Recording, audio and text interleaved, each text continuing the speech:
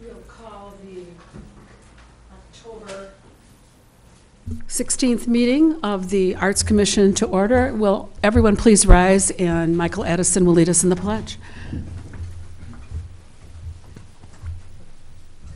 I pledge allegiance to the flag of the United States of America and to the republic for which it stands, one nation, under God, indivisible, with liberty and justice for all. Thank you, Michael. Could we please have a roll call? Commissioner Stobo? Here. Commissioner Conrad? Here? Commissioner Harmon? Commissioner Addison? Here. And Chair Golden. Here. Thank you. We have a lot of presentations tonight, but we're going to ask the presenters to be patient with us while we do something else very special. We have appointed, or I should say City Council has appointed 2 new members to the Arts Commission. That happened at Tuesday's meeting, and so I'd like to do a little introduction of the 2 new members.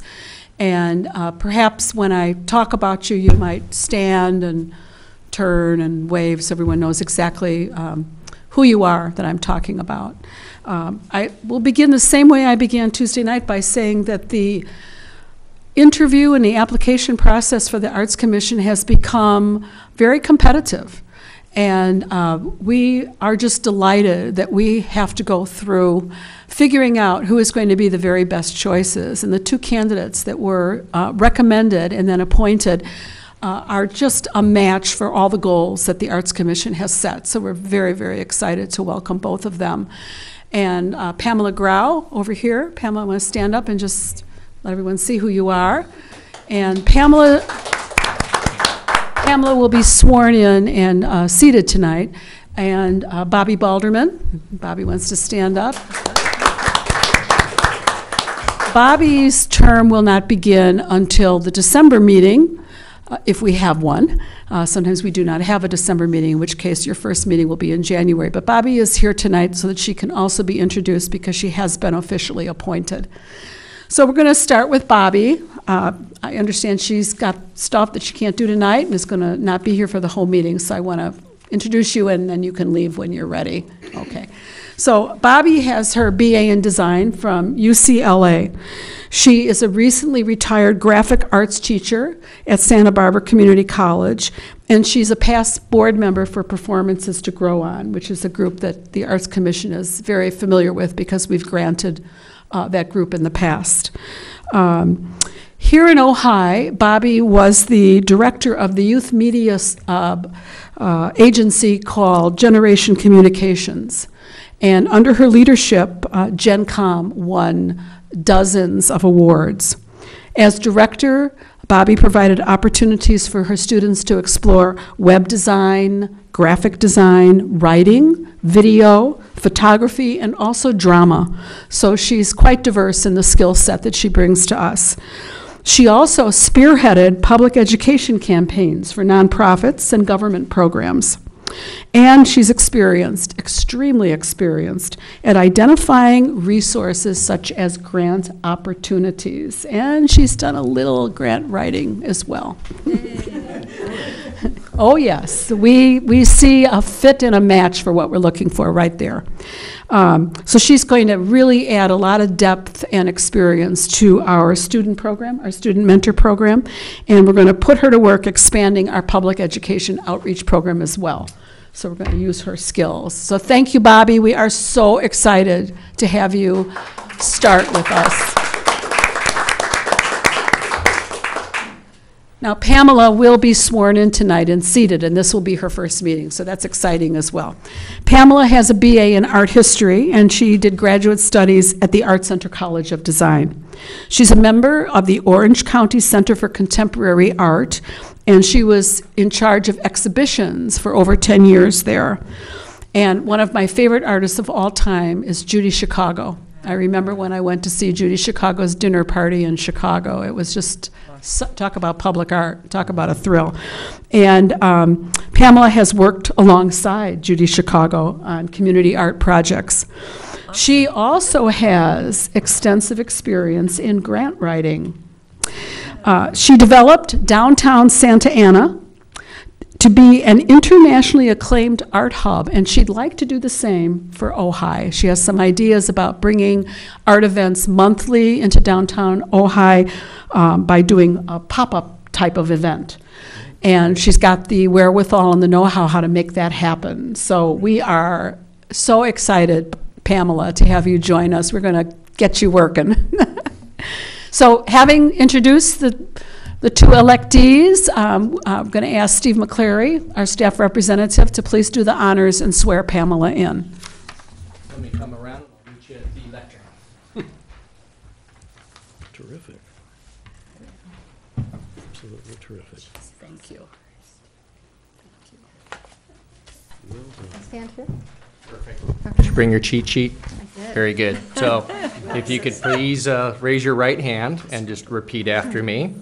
I, your name, do solemnly affirm I, Pamela Grau, do solemnly affirm that I will support and defend the Constitution of the United States that I will support and defend the Constitution of the United States and the Constitution of the State of California and the Constitution of the State of California against all enemies, against all enemies, foreign and domestic, foreign and domestic, that I will bear true faith and allegiance that I will bear true faith and allegiance to the Constitution of the United States to the Constitution of the United States and the Constitution of the State of California, and the Constitution of the State of California. that I take this obligation freely I take this obligation freely without any mental reservation without any mental reservation or purpose of evasion, or purpose of evasion, and that I will well and faithfully and I will well and faithfully discharge the duties upon which I am about to enter. discharge the duties that I am about to enter.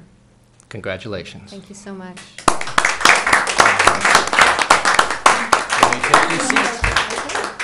Come on down, and we're putting you right in the middle, So to speak. right into the thick of things. I think that the October Arts Commission meeting is always one of my favorite meetings of the year, because this is when our applicants for art grants come before us and present and give us, round out the information that came to us in written form in the application process.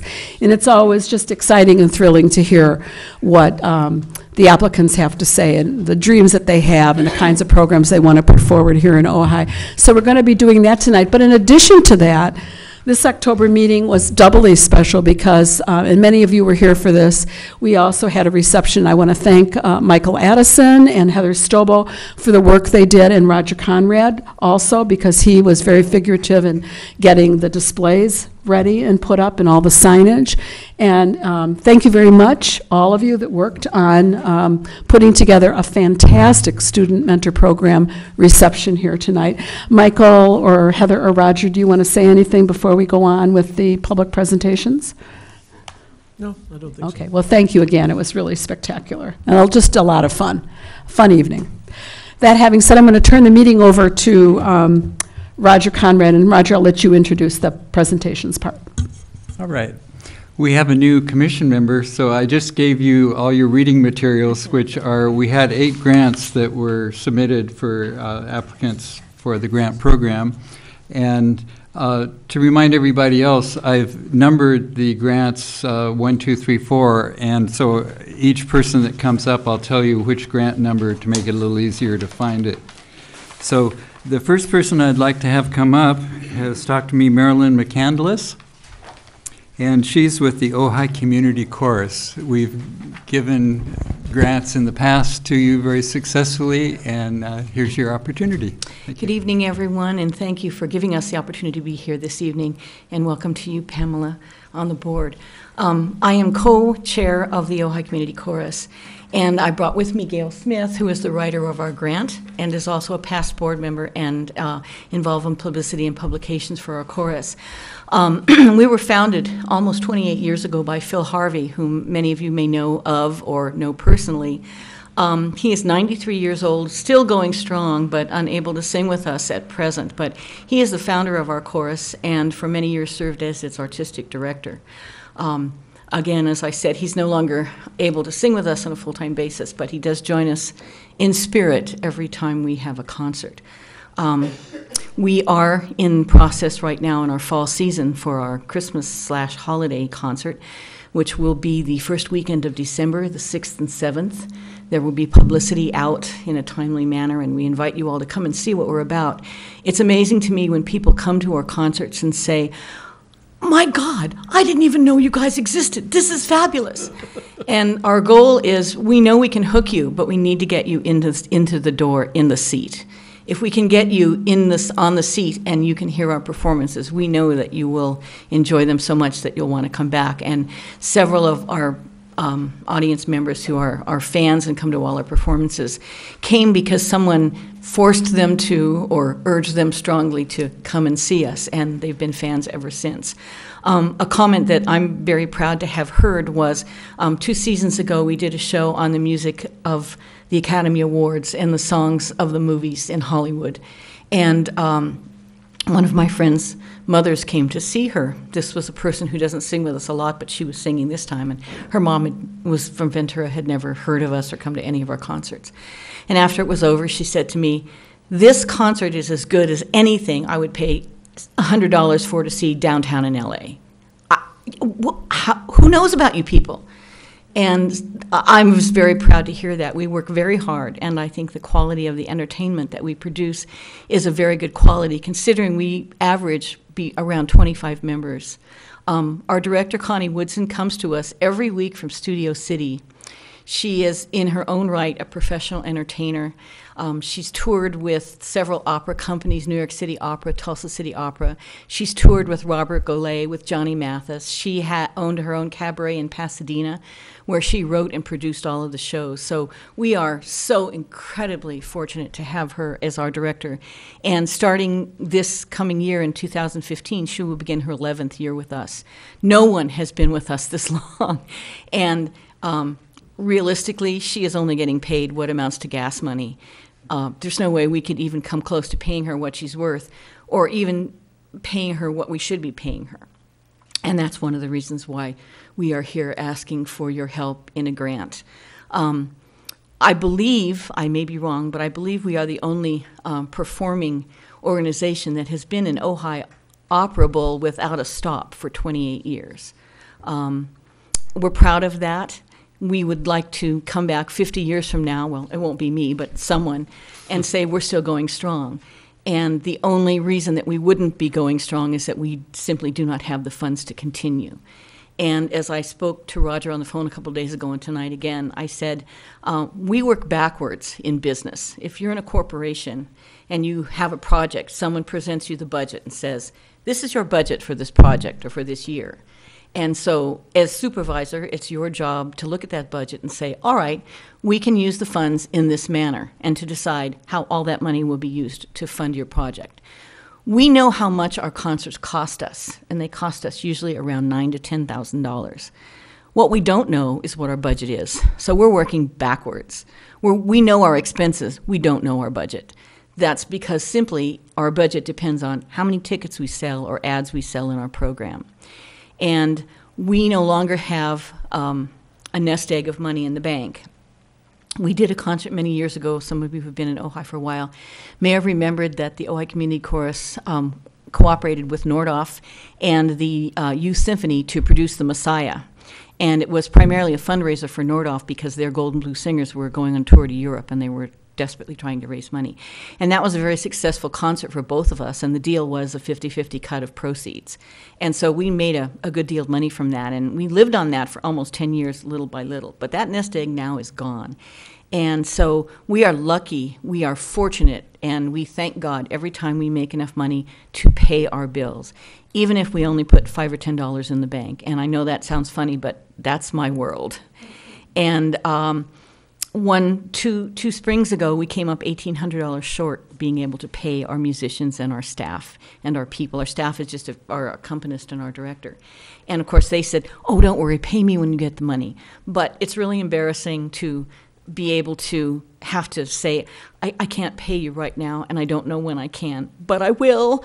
Oh, can you? And so our director, who did our concert in May, didn't end up getting paid till the end of August, when we finally got a very generous donation and were able to pay our bills. It's a scary thing. It's a scary thing for me because I'm not a corporate kind of person. I was a retired teacher, and I didn't grow up in the world of high finance. And while we turn no one away who can sing and wants to sing with us, we have a $65 registration.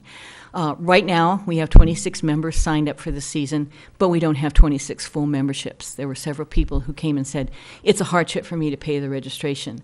I always ask that they pay something because I believe a monetary gesture is a commitment to attendance and to some responsibility to the chorus. And so I say usually, can you pay $5 or $10? Most people say, oh, I can do that. That's fine. Then you go to our treasurer, pay your $10 and tell her you're done, you're paid in full. So that means for us, we have 26 members, but not 26 full memberships. And that's concerning me right now because by the end of this month, we have to come up with $1,100 to pay our insurance. And the insurance company, not being nonprofit, is not going to wait until whenever we get around to getting the money together. So these things concern us, and we want to continue to let people sing with us. If they can't pay the fee, if they can sing, I won't turn them away. If they're dedicated and want to be a part of our group, I will not turn them away. If people come to the door of the church on the weekend of the concert and can't pay the $25 for the ticket, I will ask them for a donation, but I won't turn them away. That's not what we're about. But the logistics of the matter is we live in a real world and do business with real people who need to get paid. And they're not going to wait 5 or 6 months till whenever we get around to paying them. So it really is helpful for us to get as many financial gifts as we can just to keep the chorus functional. The money that we're asking for in our grant would be used primarily to pay musicians and or for advertising. We don't even pay musicians what the going rate is. We're close, but we're not there. And luckily, these lovely people continue to play for us season after season because they like us and we like them and they like the experience. But no one associated with this chorus in a professional way is getting paid anywhere near what they would be if they were down in LA or something like that. They know that and we know that, and yet they continue to be with us. And I think that speaks for the quality of the people in our chorus. We're a working chorus. Probably 40% of the people in our chorus are always donating money, always donating time, always doing stuff. And that's a significant number when you have such a small group of people. So that's who we are, and that's why I'm here, and I'd be happy to answer any questions you may have for me. Do we have any questions here? The only question that occurs to me is whether there's any possibility of another Messiah production in coordination with Nordhoff. Has that been explored? Well, we did a Messiah about 3 years ago on our own. It was not incredibly financially successful. We did it in conjunction with the Ojai Youth Symphony. In other words, they played for us and we sang. And again, the deal was, after we paid the bills, was a 50-50 cut. Well, we didn't actually go 50-50 because we were embarrassed at the amount of money we were going to give them. And so we took from our 50 and gave them a little bit more. It was not incredibly successful. We have approached Bill Wagner on several occasions, but his program is very well established and running, and he is so involved right now in taking all his different bands and singing groups to competitions and here and there, and they go so frequently that he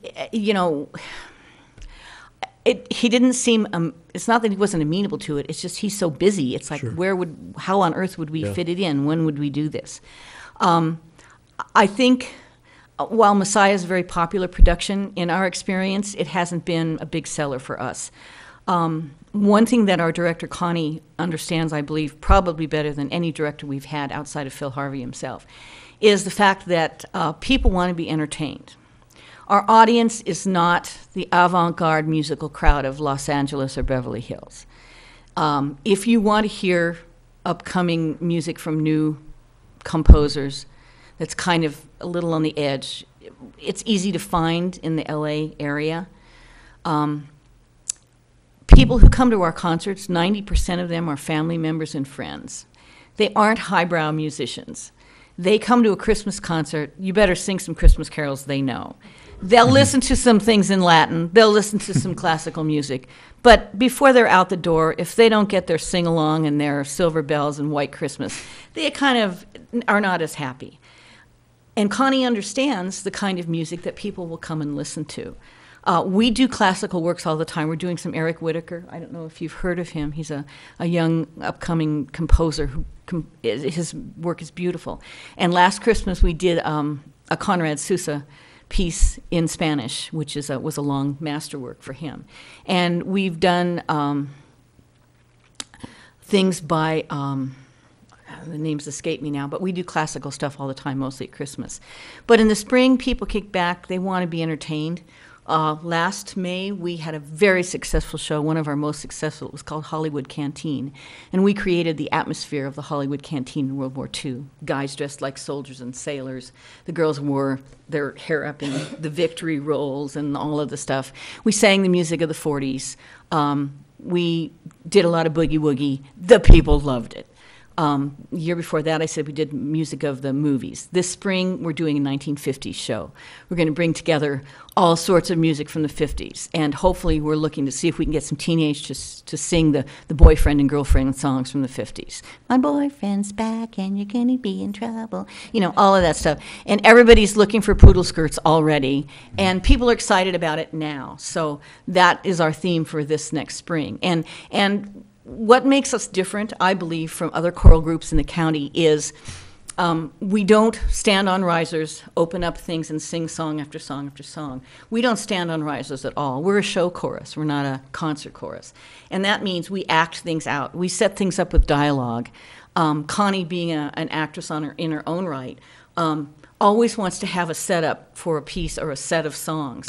And so we do a lot of dialogue. She'll take things out of movies. She put on a braided wig one time and did the scene from the Ten Commandments with Moses. I mean, but they did it as a comedy. It was hilarious. And so we set things up with dialogue and with readings, and we don't just sing song after song. We move around a lot. We dance. We have things going on. We have some just sweet 5 children that are going to be in our Christmas program. They're adorable. You have to see these kids. They're so cute and so lively and so into this. And we're trying to bring in people of all ages to participate with us. And last May, we were able to bring in a Sweet Adeline's quartet that played the role of the Andrews sisters and Harriet, their cousin. And they were a big hit in our show. So we do try to bring in other groups and age groups as well. Okay. I have a question. Okay, Quick one. Linda? I have a real quick question. We have a website, and we have a calendar on that of organizational events in the Valley, arts events and cultural events. And that would be a wonderful place for you guys to get your events scheduled ahead of time. If someone could shoot us an email with your dates and your titles. We would love to do that. Okay, If all you can have give to me do the is information. go to the website and click on calendar, and the information where you have to submit is right at the bottom of the page. Okay. Okay, so it's artsojai.org. Okay. Thank you. Thank you. Okay. That would be great. That would be very helpful. Okay. Great. So you said the majority of your audience tends to be family members, correct? Family and friends. So, and you've outlined how you've done publicity in the past. Yes. And if that's the case, it'd be nice to see you coming up with new ways to advertise to bring in a larger stream of audience members. We would love to do that, but that costs money. Yeah, I mean, Again- that's what part of the grant is. Yes. But so what's your outline for that? Not what you've done in the past, but we keeping it forward. we would love to get some maybe radio coverage on local, and Gail usually helps with that. And we put advertisements in the Ojai paper, obviously. The Ojai paper will give us some advertising free of charge, and other things we have to pay for. They'll give us articles free of charge, and we try to put in an article with a picture. Hopefully one will be in a month or so for this Christmas concert. And also paid advertising. We also try to go into the Ventura County Star. They're a little more expensive. And not as nice as the Ojai paper and giving us deals. But we go to Ventura as well. We've gotten into some other free publications like The Reporter and things like that, wherever we can, if there's a free thing we can get into. Unfortunately, the lady who is in charge of our advertising, her husband passed away last spring, and so she has kind of been out of operation as far as being able to really launch into publicity lately. So Gail, who was in charge of publicity, has kind of come back to the job, urged strongly by me, and has kind of filled in for her. So we're hoping our regular lady now can get back into things that she does and work for us and I'm sorry, find new ways and better ways to get our name out there. Okay. Is there any other questions? All right, we should move on, but why don't you give a plug for your winter concert when that's Our coming winter up? concert is called A Winter's Tale. We're telling 6 tales.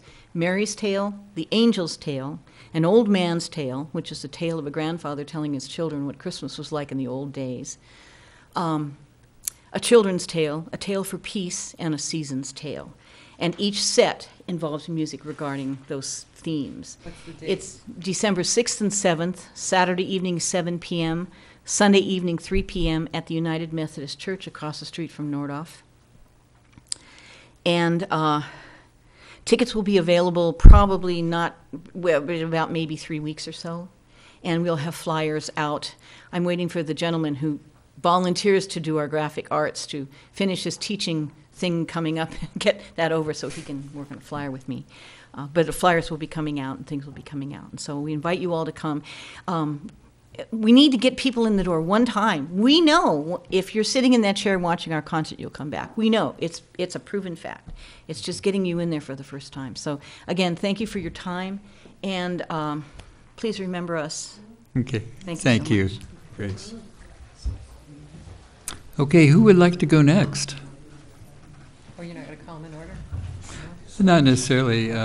Does anybody have a restraint that they need to get out? Marilyn did have to leave early for another commitment, so we did put her first. So, okay. Brian? All right, Brian? Okay. Which number is? So Brian Berman is number 3 on our, these numbers that I'm giving are basically the order the grants came in. So we numbered them so we can keep track of them easily, but there are no significance other than that's the when they came in.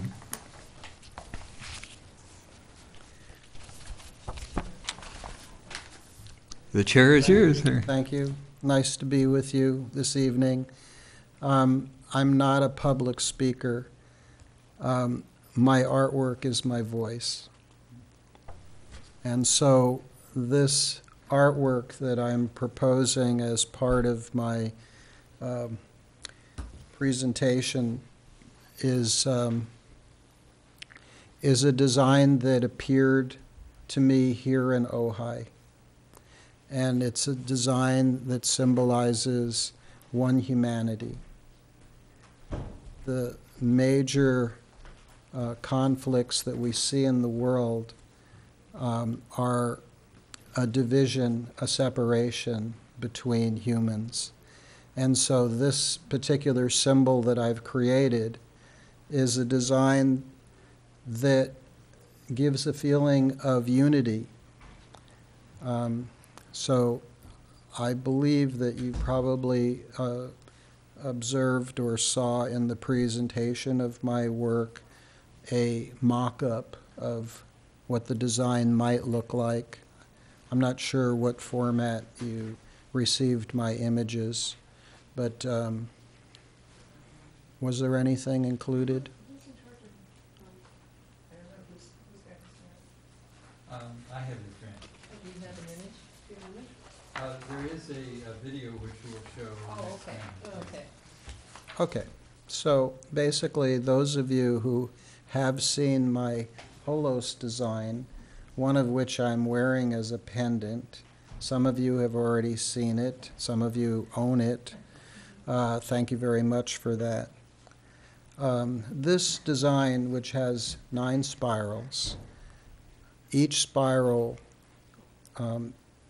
creates the entire form, as all of us as individuals are creating a totality. So without getting too esoteric, it's a symbol which, just in seeing it, It's very harmonious, and it communicates as an art form that we're all in this together. A community is based upon many different components. And I have written down, I didn't bring it tonight to share, but I'll just say that if you look at the different aspects of community, I've outlined 9 of them for my 9 spirals.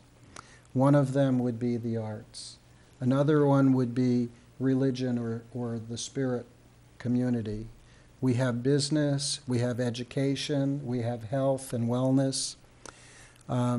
We have the service to the community.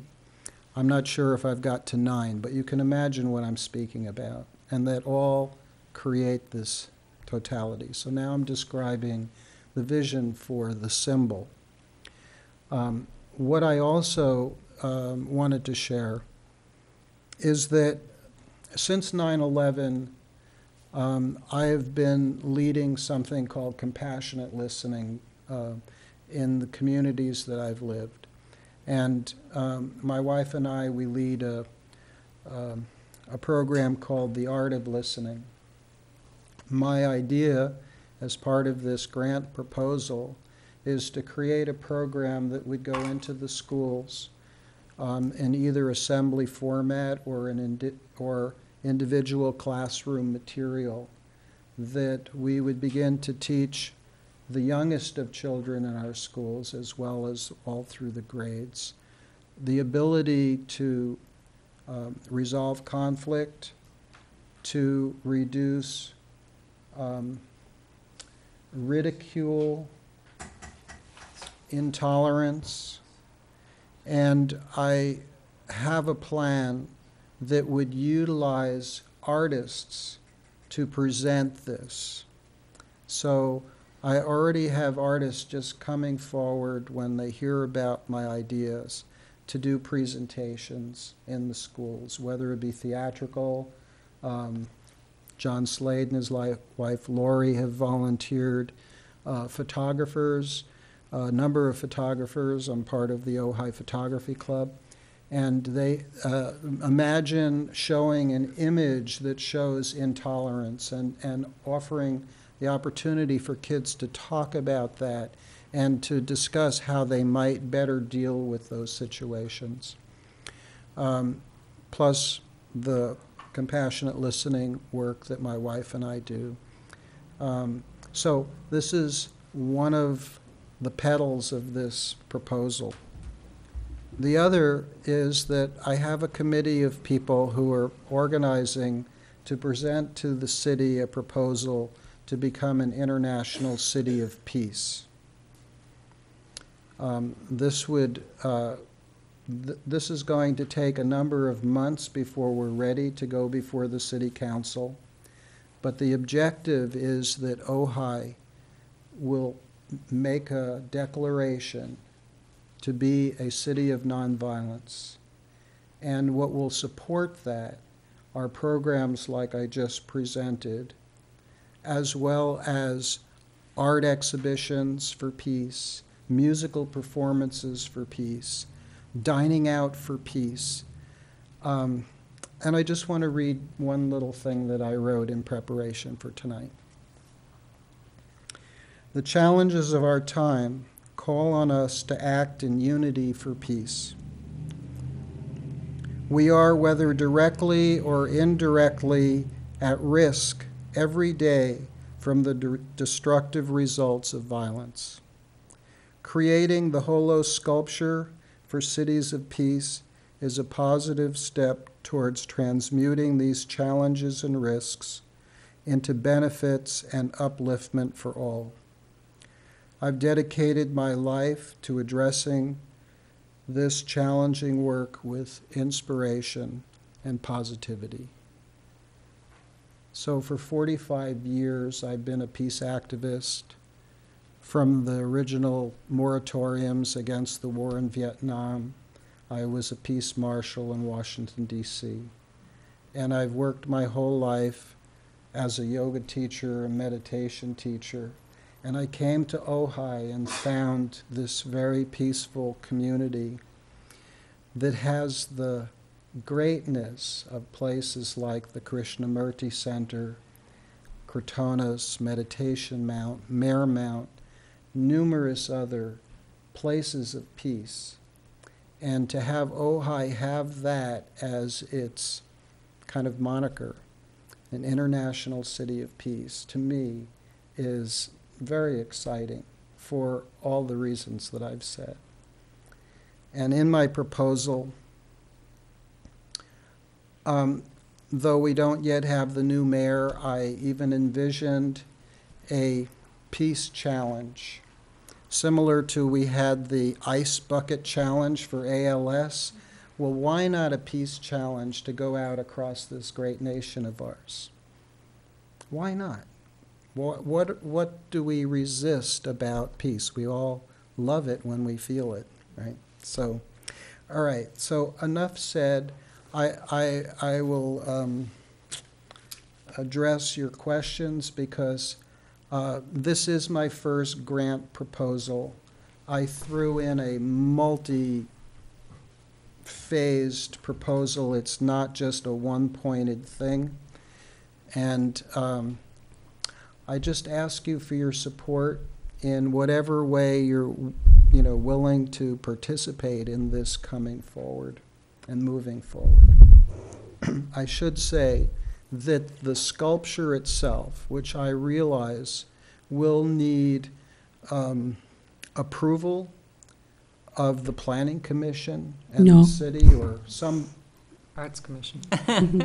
the Arts Commission. It'll need permission, obviously, from Parks and Rec if it's going to go in. Okay, I'll shut up. I know nothing. But that's okay, Brian, because you and I had just such a few short minutes to talk before the meeting began. But I was explaining to Brian that his particular proposal may be something that we cannot consider because it's out of order of the approval process. So when we have someone who wants to donate a piece of public art, we have an entire process that is led by the Arts Commission. I know Betsy Clapp is here tonight from the city, and so Betsy, if there's anything that you can help as I go through this that I don't have correct, please, jump in. But I'm going to try to explain what the steps are. So the first step would be for you to identify the sculpture itself. And then you would meet with the Acquisitions Committee of the Arts Commission.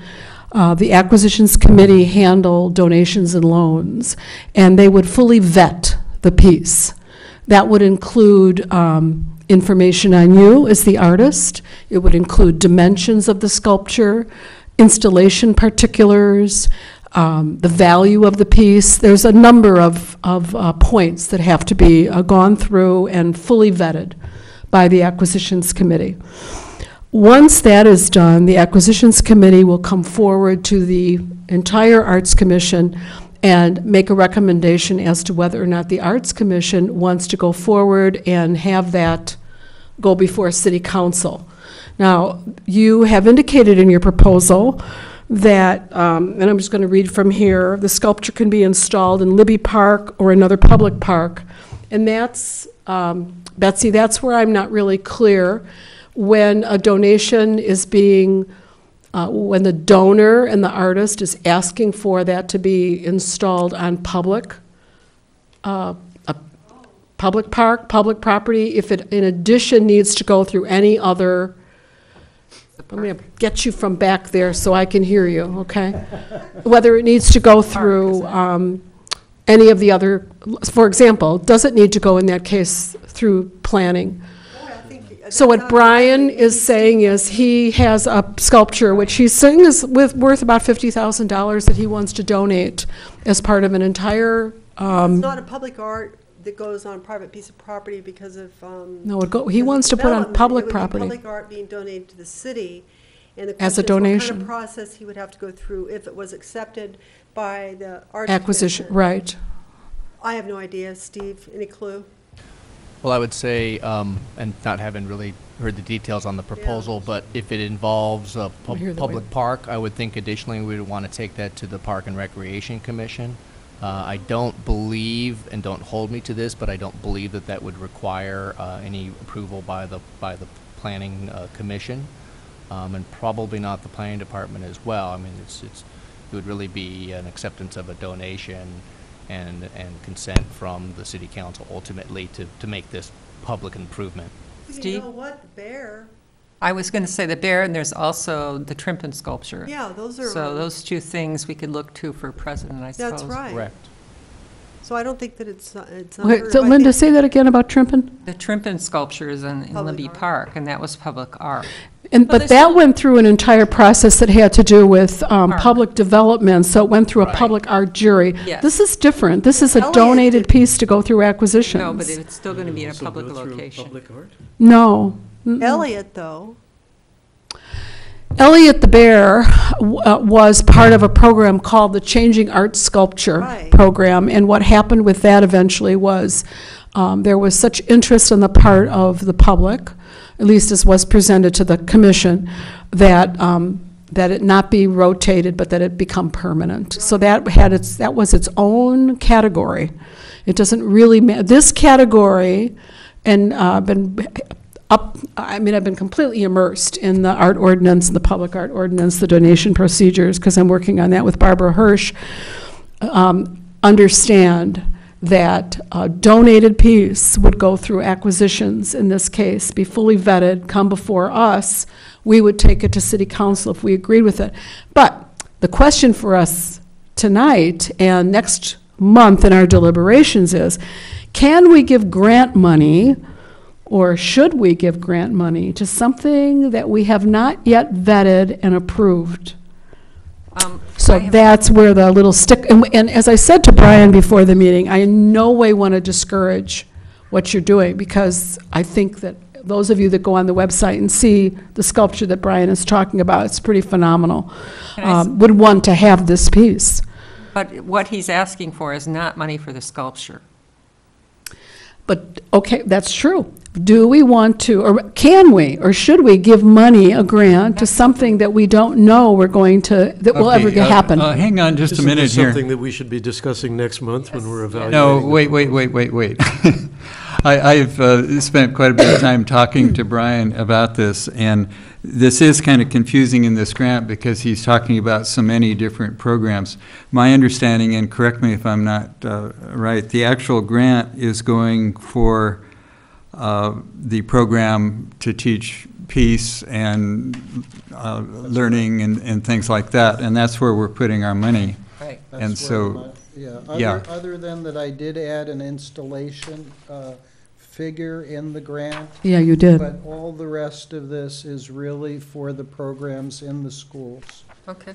So the $1,000 for installation would be used for what then? Take that out because Take that out? the sculpture is not approved by you. And so So we can't really take it out.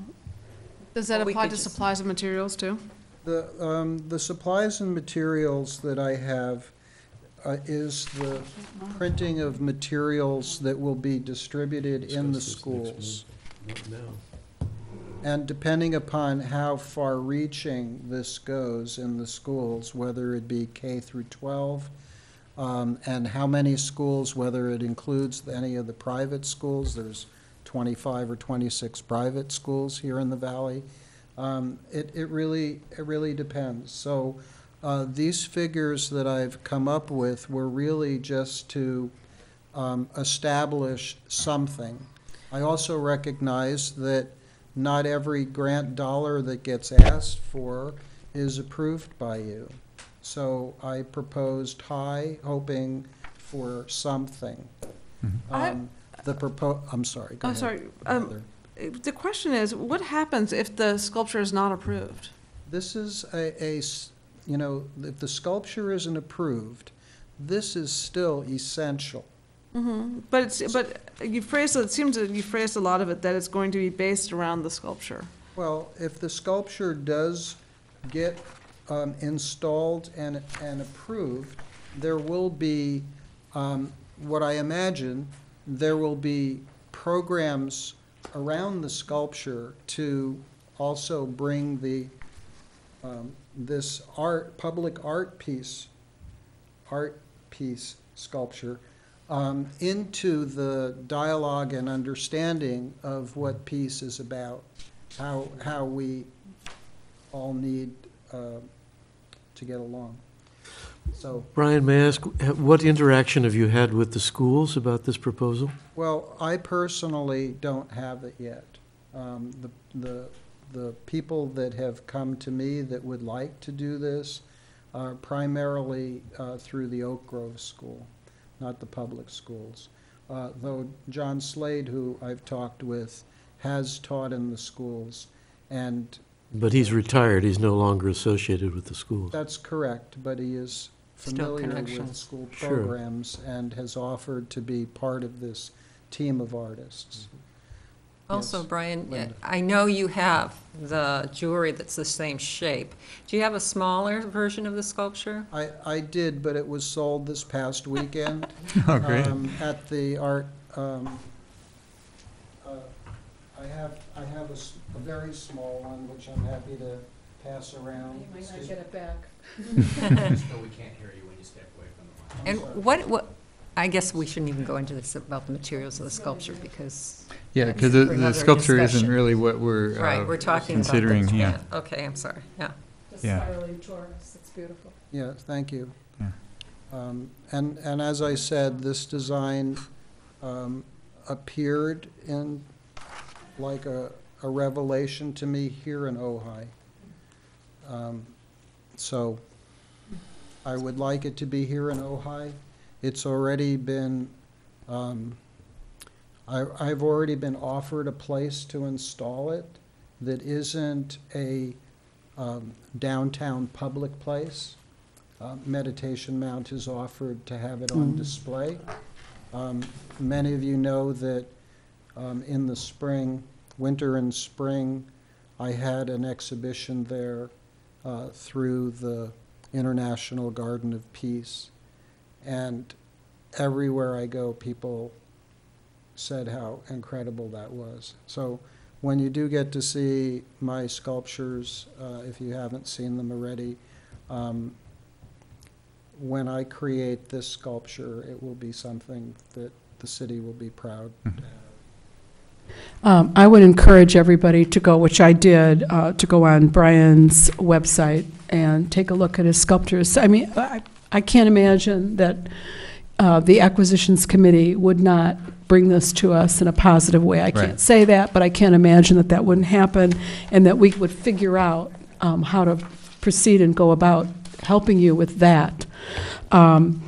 Pamela, Grau, Michael, and Linda are our Acquisitions Committee, the 3 Arts Commission members, and I would encourage you to contact them in haste and see if you cannot start this process through. It can't be a blind, I'm going to create it and you'll see what it looks like at the end. They're going to want to see and bring before us a maquette or a design or a photograph of what this looks like. So you would be working with them, as I said, to fully vet the piece. And then as far as grant monies go, we will have to discuss next week how that would work out. Right. So does that make sense to everybody here? Is that the way to go, to direct you to the Acquisitions Committee? You can contact those members through Steve McClary right here at City Hall, or if you want to give your contact information to Brian before he leaves, that would be wonderful. Yes, So we don't want to discourage feel you. fortunate to have a personal relationship with most of you here, so, Right. Okay, terrific, fantastic. Thank you. yeah, Thank you for Brian. this proposal. It's very exciting. thank you. Okay. All right, who would like to be next?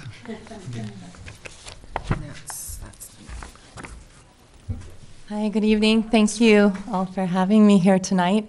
My name is Rebecca Comerford, and I am the founder and artistic director of Ojai Youth Opera Company. Yeah, that's number 4 on our list. Yeah. We are a new non-for-profit organization that was recently formed in May. And The model for the youth opera company is something that I devised based on my experiences. I'm a lyric mezzo-soprano, and I've been living in Ojai for about 3 years now. But prior to moving here, I lived in New York City for many years, and I've sung with various regional opera companies throughout the United States and in Europe. But I was also part of the Metropolitan Opera Guild outreach program, which basically the program was devised to bring opera into the inner city schools throughout the New York metropolitan area. So as a young artist, I went into a lot of underprivileged schools in the Bronx and Brooklyn, Staten Island, and shared my love of opera with youth, and discovered that this was something that I was extremely passionate about. And as an opera singer, I feel that it is my obligation to make opera accessible and exciting to young people. And what I've discovered is that even though it has sometimes a stigma, when it's actually presented in an exciting and accessible way, children fall in love with it. And it actually ends up having multiple benefits for, across the board. So when I moved to Ojai, I decided to kind of take the model of an opera camp that I had devised at the Brooklyn Conservatory of Music, which is the oldest music school in the country, and to kind of bring that to Ojai, to do a 2-week summer camp, which we did in 2012, that would bring young artists, pair them with professional singers, and expose them to opera. And all of the kids that attended the camp that summer, none of them had sung opera, and only one of them had actually experienced going to an opera, being part of the opera experience in terms of just being an audience member. But they all were very gifted musically, and we ended up doing scenes that were appropriate for their age and voice type. And from that experience, one of our students actually, who was an exchange student at the Villanova School, ended up enrolling in conservatory in Ankara, Turkey, and majoring in opera as an undergraduate. Another one of our students from that summer ended up, she was one of the soloists with Opera Santa Barbara, and ended up singing The Shepherd Boy in their production of Tosca following year. And then what ended up happening is we had a high rate of return. So almost all of our students came back in 2013. We added more students. We did a bilingual camp, which was in Italian and English. All the scenes were in Italian. We ended up moving over to the Art Center, which was really gracious and wonderful to us, and had a great experience there. And I was able to bring more colleagues. A wonderful contralto from New York City Opera came to join our teaching faculty. And the other teaching faculty artist right there that is a local treasure in terms of a voice educator. And it just continued to grow, and then we added another piano faculty. And then this past summer, we were able to have 3 pianists, another pianist that joined us from Music Academy of the West in Santa Barbara, who is the vocal accompanist for Marilyn Horn's studio, who's just an incredible musician, joined our faculty. And we did, the camp was all in German.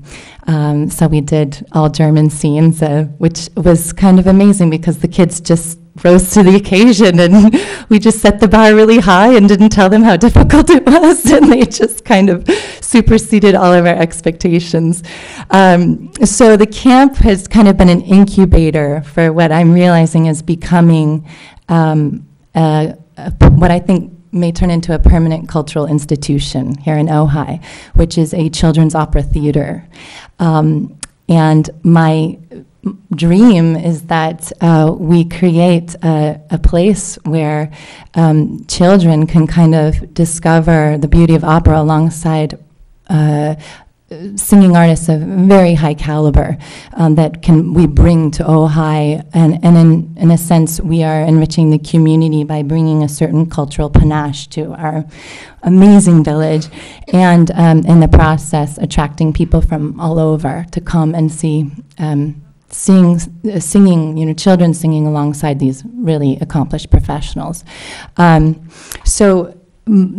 I've asked for in my proposal for the Arts Commission is we will be doing another camp this summer, 2015, and what I noticed is that this past summer we had 4 boys, and all of them are extremely gifted. And in terms of our costs, the most expensive cost is always the guest artists that come, and the stipend for the guest artists, and just getting them here and giving them the stipend and everything. And I wanted to expand this summer to make sure that we have at least one male guest artist to kind of be a mentor for the young boys that will be attracting through the company. And we have a bass baritone who's sung with, Paris National Opera and Bolshoi Opera and Metropolitan Opera fellow Joseph Flaxman, who's already agreed to be part of our staff, and would just be a great asset in terms of bringing another male role model to the young men that we're hoping to attract. In addition, I'm hoping to expand the program this summer in terms of production value. What we plan on doing is creating puppet theater alongside what we're doing with the opera. And there's a really great puppetry company based in San Diego called Animal Cracker Conspiracy.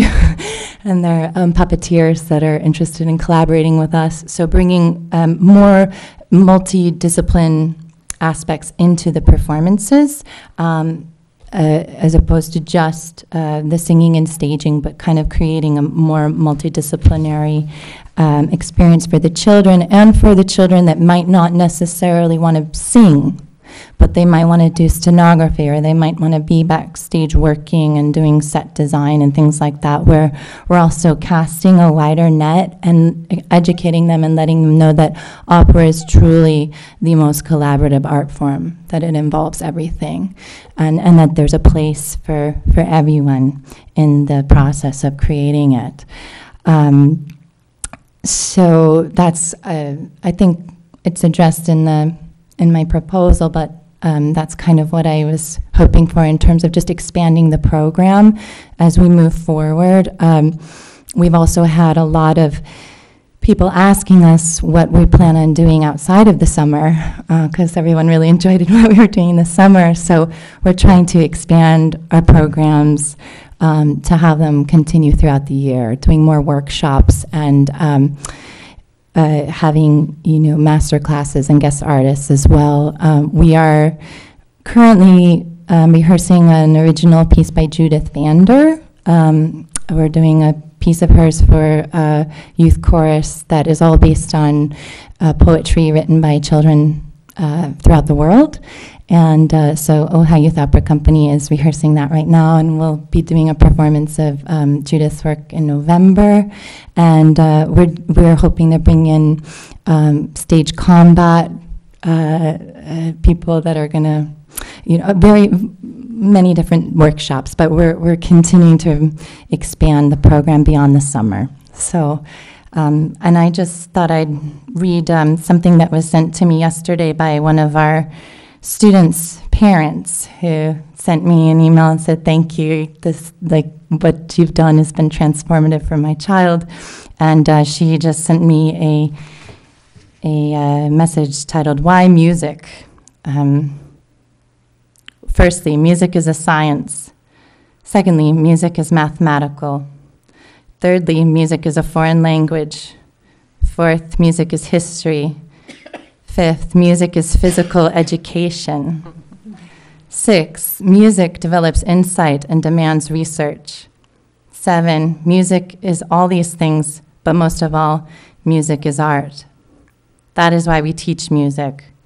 Not because we expect you to major in music, not because we expect you to play or sing all your life, but so you will be human. So you will recognize beauty. So you will be closer to an infinite beyond this world. So you have something to cling to.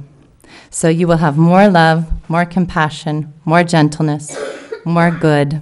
In short, more life. Wow. That's wonderful. That's awesome. That's beautiful. I have a question. You said your next concert is going to be in November. Yes. I would ask you to do the same thing. Okay. Contact Put it us on the with all website. your dates Okay. and all your information so we can put it on the city website, because I, for one, would love to go to these. Great. And I'm sure there's lots of other people that would, too. Great. And I don't know if anybody else heard about this. The only reason I heard about it is because I was at Judy's chamber music the other night. Oh, okay. Great. But if you could do that, that would be wonderful. Mm-hmm. And if you do, it's artsojai.org. Okay. Okay, Sure. great. Thank you. I have one question. Okay. I can only applaud what you're doing, and I'm thrilled that your program is growing. My question is, how many Ojai students are involved? So I would say this summer, well, in general, most summers, it seems to be about 75% of our students are from Ojai. That's terrific. Mm-hmm. And I ask that because it is the city of Ojai funds that we're dispersing, and I recognize the value that what you're doing will provide to the community, but to know that a lot of Ojai young people are Yeah. being involved is very positive. And Yeah, it's exciting to me that they're here and they want to do it, and Yeah. that we have so many that are here from. Yeah. Good. Why don't you also tell us how many concerts you have a year and where you perform them? The Ojai Youth Opera Company? Mhm. Well, so far, it's just, we've had two, it's been the camps. So we've had 2 public performances in the summers at the Art Center, and they're always sold out. We have to add chairs. So we're realizing we need to have more. Okay. But, so it's been the camps, and then we'll have this concert in November, and then depending on how, we actually have just established our board of directors and are moving forward in terms of a non-for-profit. So I think we're starting to see, we're strategizing towards a forward trajectory of how we're going to proceed as an organization and what our performance schedule might look like. But I'm hoping that we'll have at least quarterly performances, so 4 a year at least, Okay, yeah. It'd be And of great. course, these are happening at the Art Center, so it's going to be very accessible to all Ojai citizens. It'd be great to see it in schools, too. I know that's a big nut, but Yeah, I actually, last year I was the artist in residence for the Ojai Music Festival. So I did do an outreach through the music festival on behalf of Ojai Youth Opera called Ojai Creates Opera, and did that through the schools, and then their Imagine concert, which was the whole Ojai Unified District. So I think in that way, it was starting to bridge a gap in the public schools where they could see our presence. But yeah. Schools and the music festival. Okay, do we have any other questions? She has an incredible voice. Well, that too. Okay, Rebecca, thank you very much. Thank you. Appreciate what Okay, you're doing. thanks so much. Great. Thank you. Do we have anybody else that would like to talk? Okay.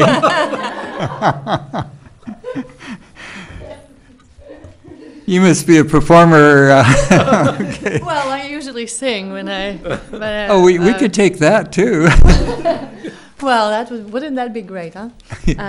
I certainly would feel more comfortable than speaking, since this is a foreign language for me. Yeah.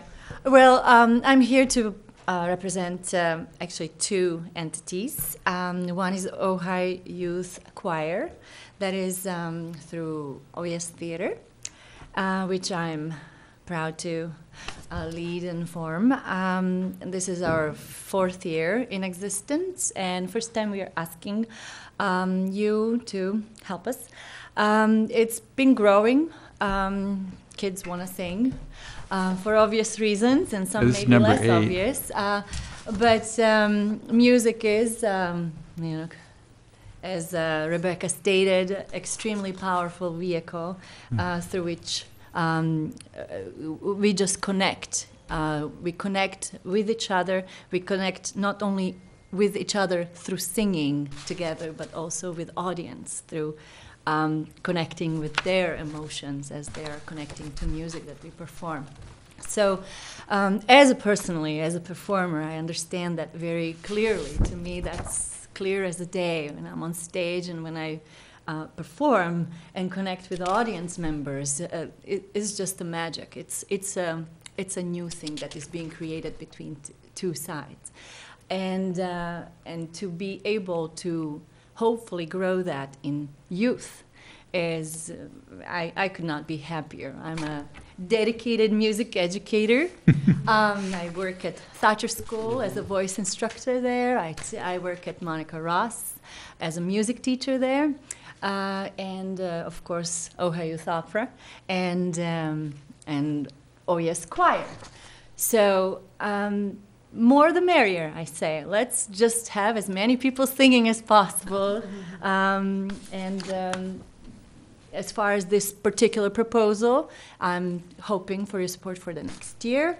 We have growing number of kids, growing demand for copying music, for having shirts made or whatever the advertisement needs to be done. And it's pretty simple. It's just me showing up and a pianist showing up and copying music. That's all I need. And kids in the room, which I already have. OES Theater is really supportive with their space, with they're doing what they can do to advertise this program. And that's it. And at this moment, I just came straight from the rehearsal. Mm-hmm. At this moment, I have about 35 kids, ages 5 through 14. I'm really stoked and happy to have middle schoolers this year, which I did not have previously. I guess cutting music in schools is benefiting us outside of school. I mean, benefiting, that's not really the word. But what I mean is, it's making these programs needed more. So that's OES Choir. And Smitty could not be here for Rockin' It Old School. Yes? Should we take questions on the first proposal, and then you can go talk for Smitty? Yeah, let's do that, and then we'll do Smitty. Perfect. Okay. Questions? Do you have concerts? Oh, yes, we do. For the public? Concerts. Yeah, because it says, I wasn't sure, so. Oh, yes. Very first concert is on November 2nd. Which is a joint concert between Rockin' It Old School and OES Choir, which is my lifelong dream is to connect generations, and this is one of those concerts. So, to mention Rockin' It Old School, they're singing new songs that are like a Happy from Despicable Me, a movie. A cartoon, actually, and When I'm Gone, the Cup song. So those are 2 examples. And children are singing old songs, and so through them, it is just extremely exciting to see senior citizens singing these new songs and coming to rehearsal saying, "Oh my gosh, my grandchildren know these songs," and I was like, "Yeah, I thought so." And then children are coming, and sharing the songs that they're learning, which are "The Water Is Wide" or "Campton Races," and so it's really exciting for me to observe that process where they connect through music, through something that maybe seniors learned when they were children, when they were that age, and now their grandchildren are learning those songs. So, yes, November 2nd, to answer your question. Then first of all, we have Ojai Day. Ojai Day. You're gonna which is perform this at Ojai Saturday. Day? Yes, both groups do. Right. Then I have November 2nd scheduled, which is OES Theater concert with both groups. Then we have joined with Ohio Symphony. We have a tree lighting ceremony at Ojai Valley Inn.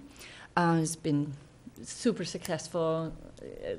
Kids and rocking it old school, they just love being there. It's magical with lights, with orchestra, with audience, with everything is just so sparkly. And December 13th is our holiday concert. Okay. I would ask you the same thing if you could come to the website. I actually penned that when you said all the right, first good. Thank you. I'd Yes. appreciate it. Yes. Great. Yeah. So regarding OES Choir, any questions? So I should move on to Rockin' It Old School, or you know enough about that? No, you can be Scott Smith for now. Well, I don't have that deep baritone. Yes, he could not be here because he's playing with Ventura Jazz Orchestra. They have dress rehearsal before a big concert this weekend. And, Rockin' It Old School has been, gosh, I think 6 years in existence, and it's been growing and growing and growing. We started at Gables and with little old ladies that just showed up mostly to listen, but maybe little to sing a little bit. I would say about 80% of our members said that, oh, I can't sing. And they're singing. We expanded, grew, we outgrew our space. We allied with OES Theater. They are so gracious to offer us their space for our rehearsals. Now we have piano and a space and a theater and a sound system whenever we need one, a performance space. It's just been growing. It has not only grown as a singing group within itself, but we also do outreach program where we go once a month to behind hospital at the CCC and sing with those people there that are unable to join us otherwise. So it's been just growing and growing, and I think that's a good sign. Let's do more of that that grows, huh? So. Do you guys still go to Gables? I know Scotty goes there occasionally. Well, he started a new smaller group, which is just sort of those that are able to join us, they join us, and those that are not able to join us, join that particular group. So it's been expanding in that way too. Yeah, it's more sing-along than performance, than created program. Yeah, more appropriate for that group. Yeah. Julia, I know that we supported Rocking It Old School last year. Is this the second year that we're supporting, or the third? I think this is third. Might I have do been too, the yeah. first year of our existence, and then Yeah. for a while we didn't ask for anything, and last year and this year. Yeah, no, we have a limit of 3 years in a row, so you'll be able to carry on Oh, yeah. during that lapse. Yes. And how will you manage that? Well, we manage because we do sell tickets, and our concerts are always in demand for seats, and our members do donate proceeds, whatever they are able to manage. So sometimes it's $1 in a box, and sometimes it's more. So it's everybody wants it to be successful. So every single member, family, so it somehow just keeps continuing being successful. So. Oh, and I understand we had a nice shout-out last night at Euterpe Farms, or Tuesday night. So thank you for that. There was a nice shout-out to the Arts Commission when the Rockin' It Old School performed at Euterpe Farms Tuesday night, which is a free outdoor concert. If you haven't been to one, of course, they keep scheduling them during a city council meeting. But if you haven't been to one, this was the last one of this year. When will they start up again? April. April. They're really fantastic, really fun. You could put that on the website, But I think that is the leitmotif of the evening. Put it on the website. Yes, That's what it's for. You know what? So you would be surprised, with this Facebook and all this social networking. All of a sudden, it just all moved there, and all of the promotion, invitations, everything just sort of functions like that. And I'm like, okay, this is for free, and it's right there, and it reaches thousands of people at once. So pretty good. We use it heavily. Now in best. Any other questions? Okay. Great. Well, thank you very thank much you so for much doing for double duty listening. tonight. Thank Great. you. Thank you. Is there anybody else out there? Okay. All right.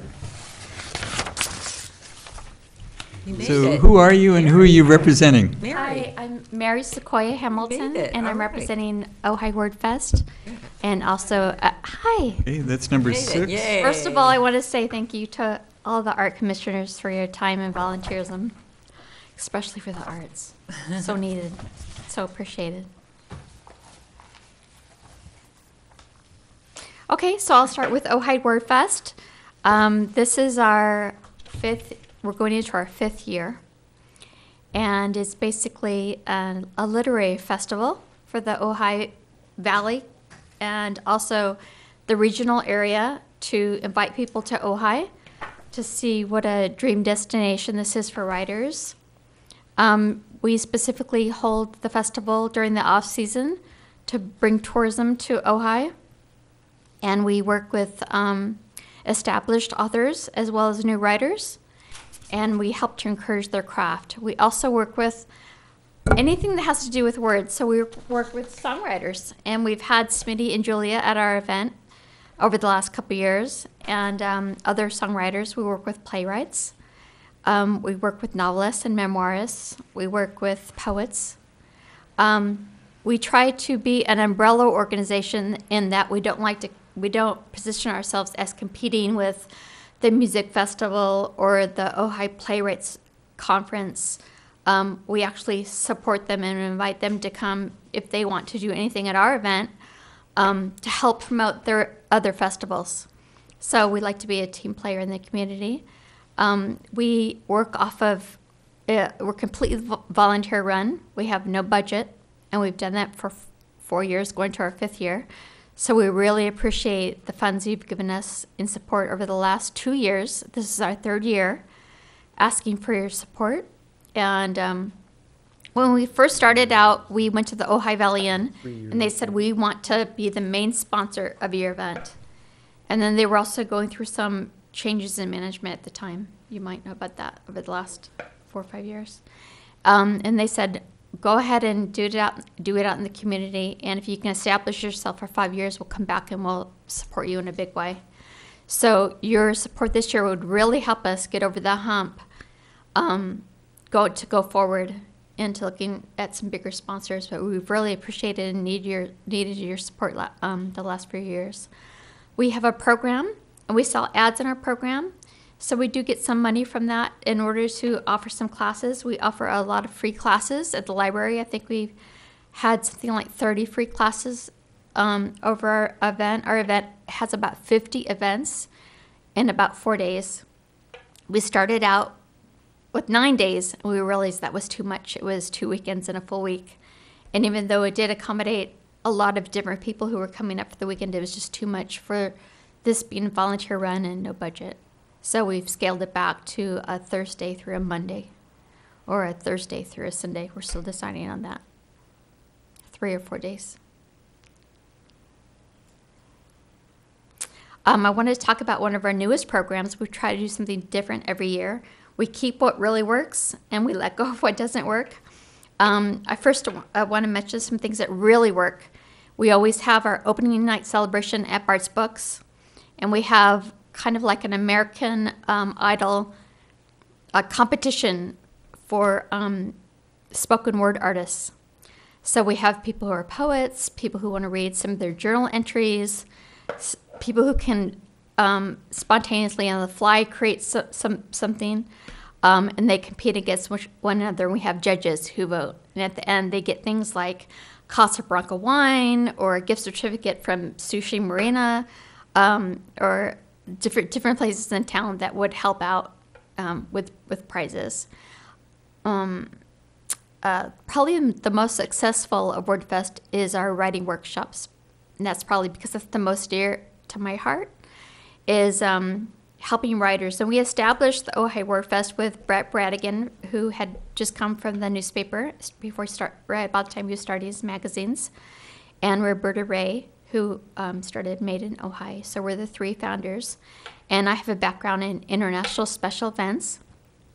I was the International Special Events Director for the International Organization Habitat for Humanity. And I have a love for the arts, and especially for reading and writing. So the three of us came together, and over the years, now it's just me. So Roberta has moved on. I believe she's moving to San Francisco. And Brett now has the 2 magazines, and they're all great supporters still of WordFest, but it's basically just me and volunteers. My background, as I mentioned, is in special events, and I have a background in journalism and writing. And we started WordFest at a time when the Santa Barbara Writers Conference was dormant, and they were changing leadership and management, and it wasn't going on for a couple of years. So we decided to establish something in the Ojai area that would service writers, but also anybody who had an interest in words in reading or writing. And I specifically oversee the writing workshops, and I bring and I think world-class teachers, first-class teachers, and people have been very, very excited about the teachers that I've brought in. We charge a bigger premium for the writing workshops, so they could be anywhere from $99, $199 to $299. And those programs then help to offset all the free things that we offer in the community. We've had events with Thomas Aquinas. We packed the Libby Bowl one year. We've worked at the Women's Center. We worked with the local Symphony of Life church. So I wanted to mention our newest program, what we're really excited about. We try to do something new every year. And this year we're trying to do what we call LALAs, and it's literary artists and literature ambassadors in the school. And it's kind of inspired by Thomas Aquinas, who studies the great books. And we send artists and literature ambassadors out to the schools. That's kind of the idea. And it may just be with the classroom. We've sent out an artist last year, Rain Perry, who went to one of the schools in Upper Ojai and did a thing on songwriting. Akabi helped us, and she did something at Oak Grove School on poetry.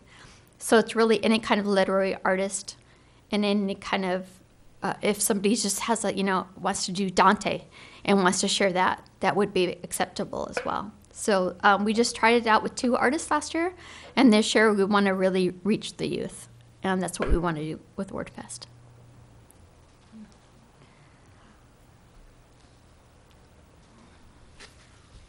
Are you ready for questions? I'm ready for questions. Okay. Does anybody I have- want to mention that I'm so glad to be here tonight, because I was here last night, and I was wondering when they would call the artist to come up in the planning meeting. Oh, no. So it's nice to see your faces. So I had another commitment tonight, so I'm sorry that I was a little late. I was trying to clear my Wednesday to be here. Yeah. Okay. Can you tell me your name again? My name is Mary Okay. Sequoia Oh, Hamilton. okay. I moved to Ojai when I was 2. Yeah, there wasn't a contact person listed on your form, so I wanted to Oh, thank make you. sure about that. Okay, must have been an oversight. Yeah. So I have a question. Yes.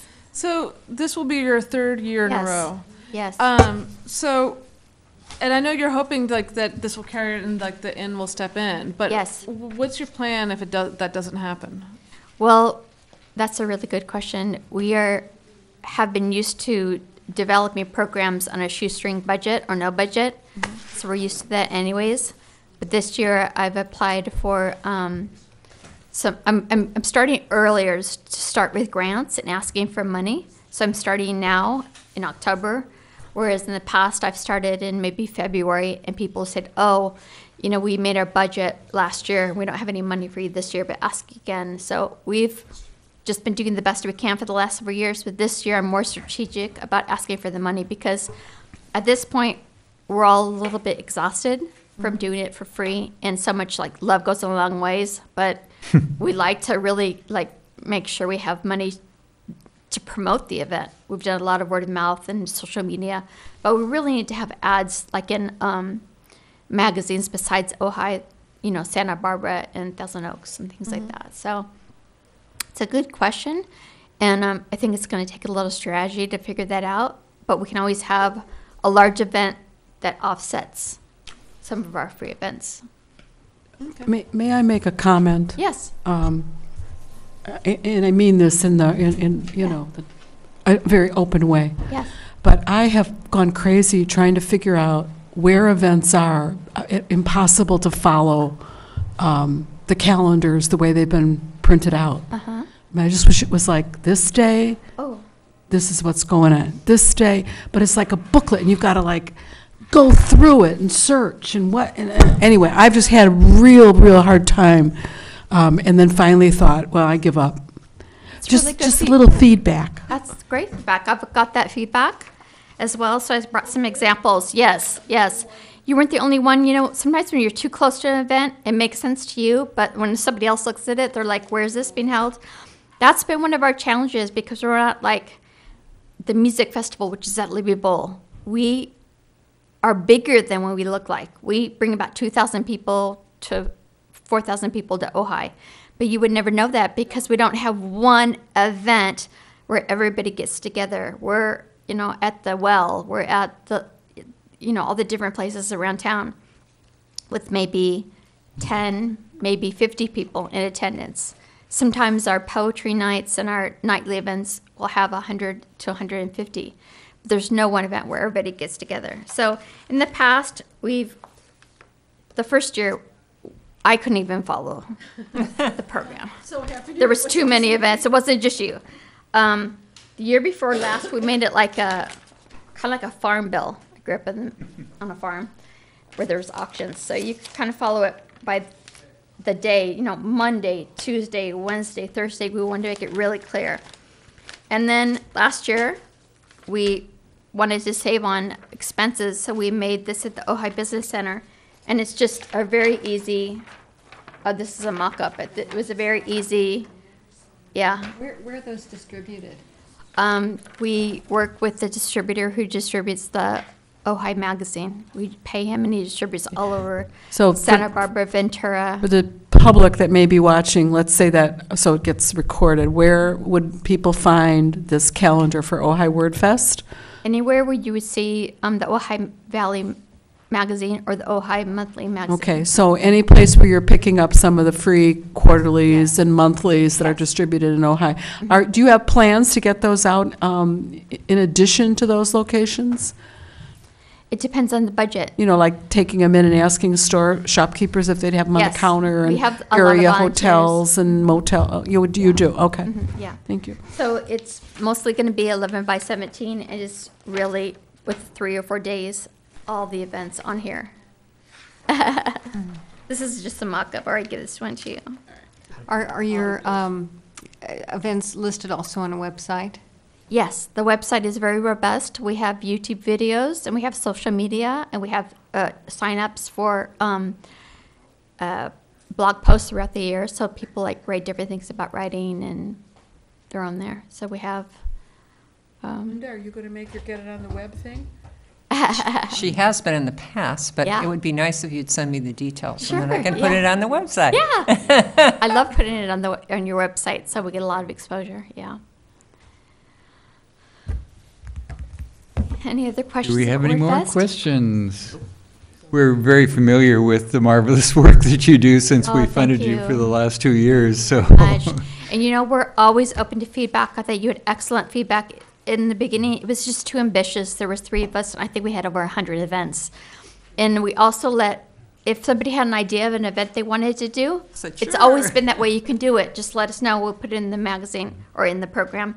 Now we're scaling back a little bit, making sure they're quality events. That so, like, if you wanted to have something at your gallery, we would help promote you as well. So we're still open to that, but we are bringing it back in a little bit more to make sure the wording is correct, the quality is consistent with everything else. And it's nice to get the date as soon as you have it. Now that I have it, I'll put it on our city website, but if you can get those dates to us Yeah, as soon as the you dates have can. already been, we're really big on setting the dates before the last event ends. So Okay. it's in April, I'll let you know.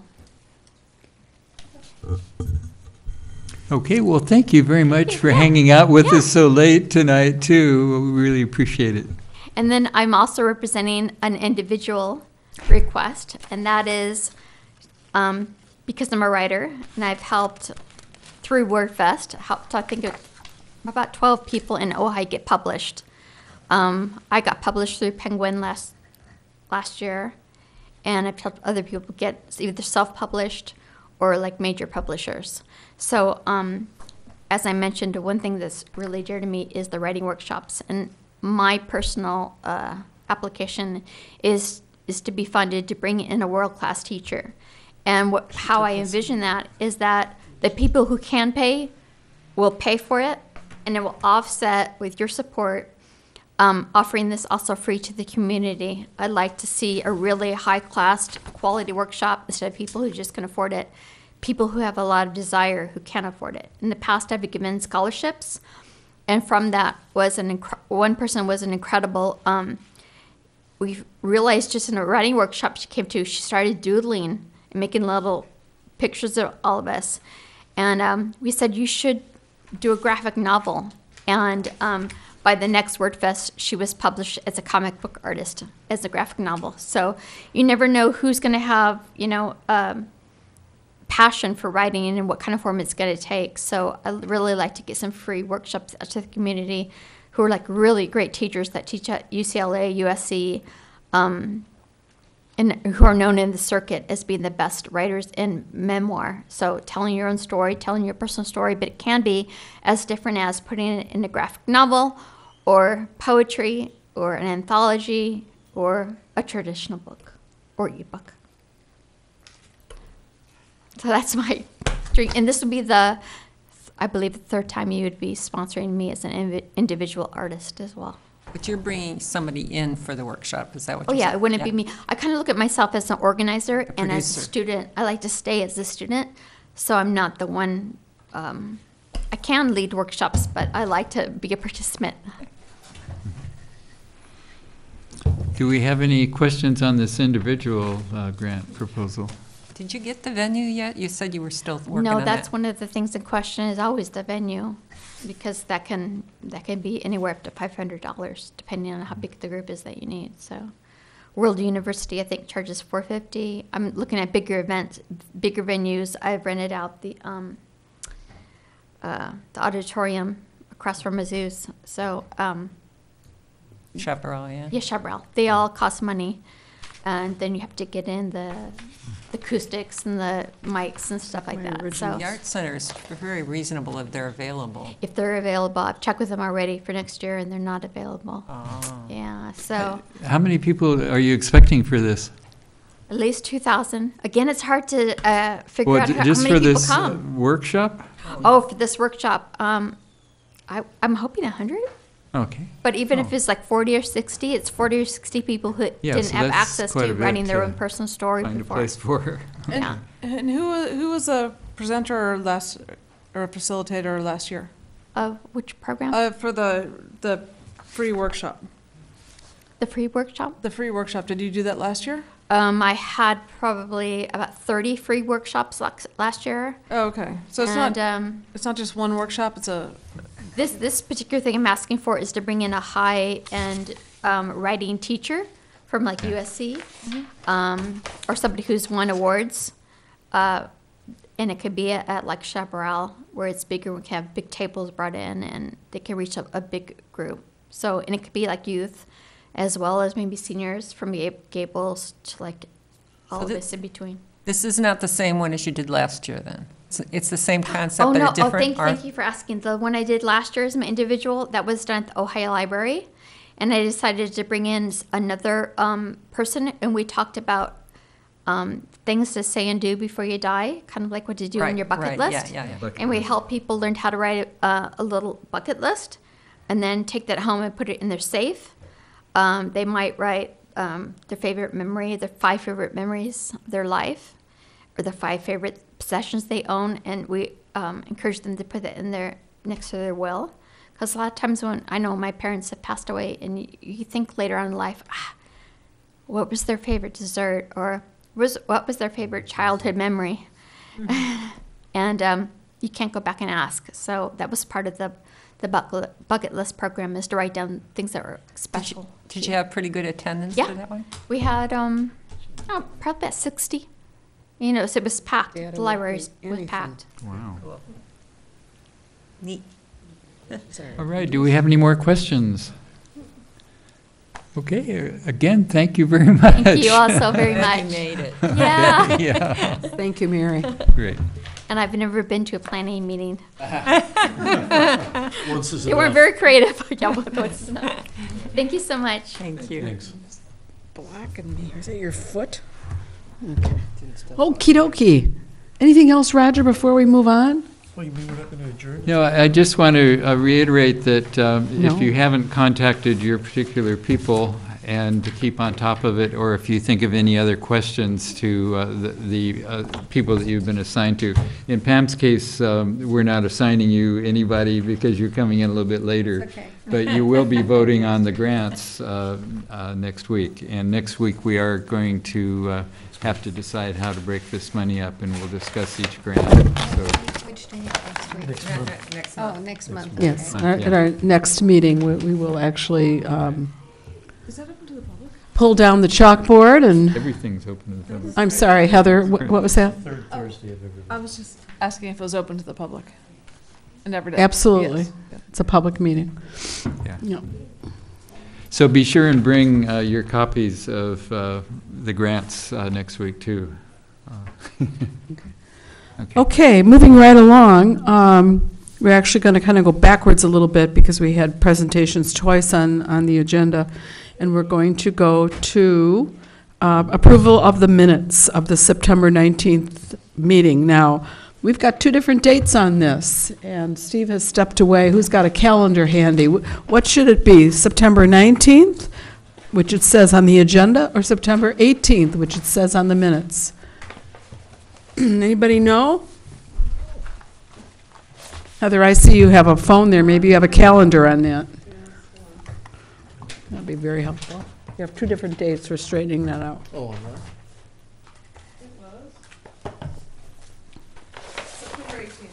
Okay, so number 4 should read approval of the minutes of the September 18th meeting. I move we approve the minutes of September 18th. Thank you, Michael. We have a second. I had one. We need a second first. I'll second it. Okay. Any discussions, questions, corrections? Yeah, I was trying to find it again. I read this at home before we came. It's on the section where we're talking about, when we're giving committee reports. Linda, is your mic on? Sorry.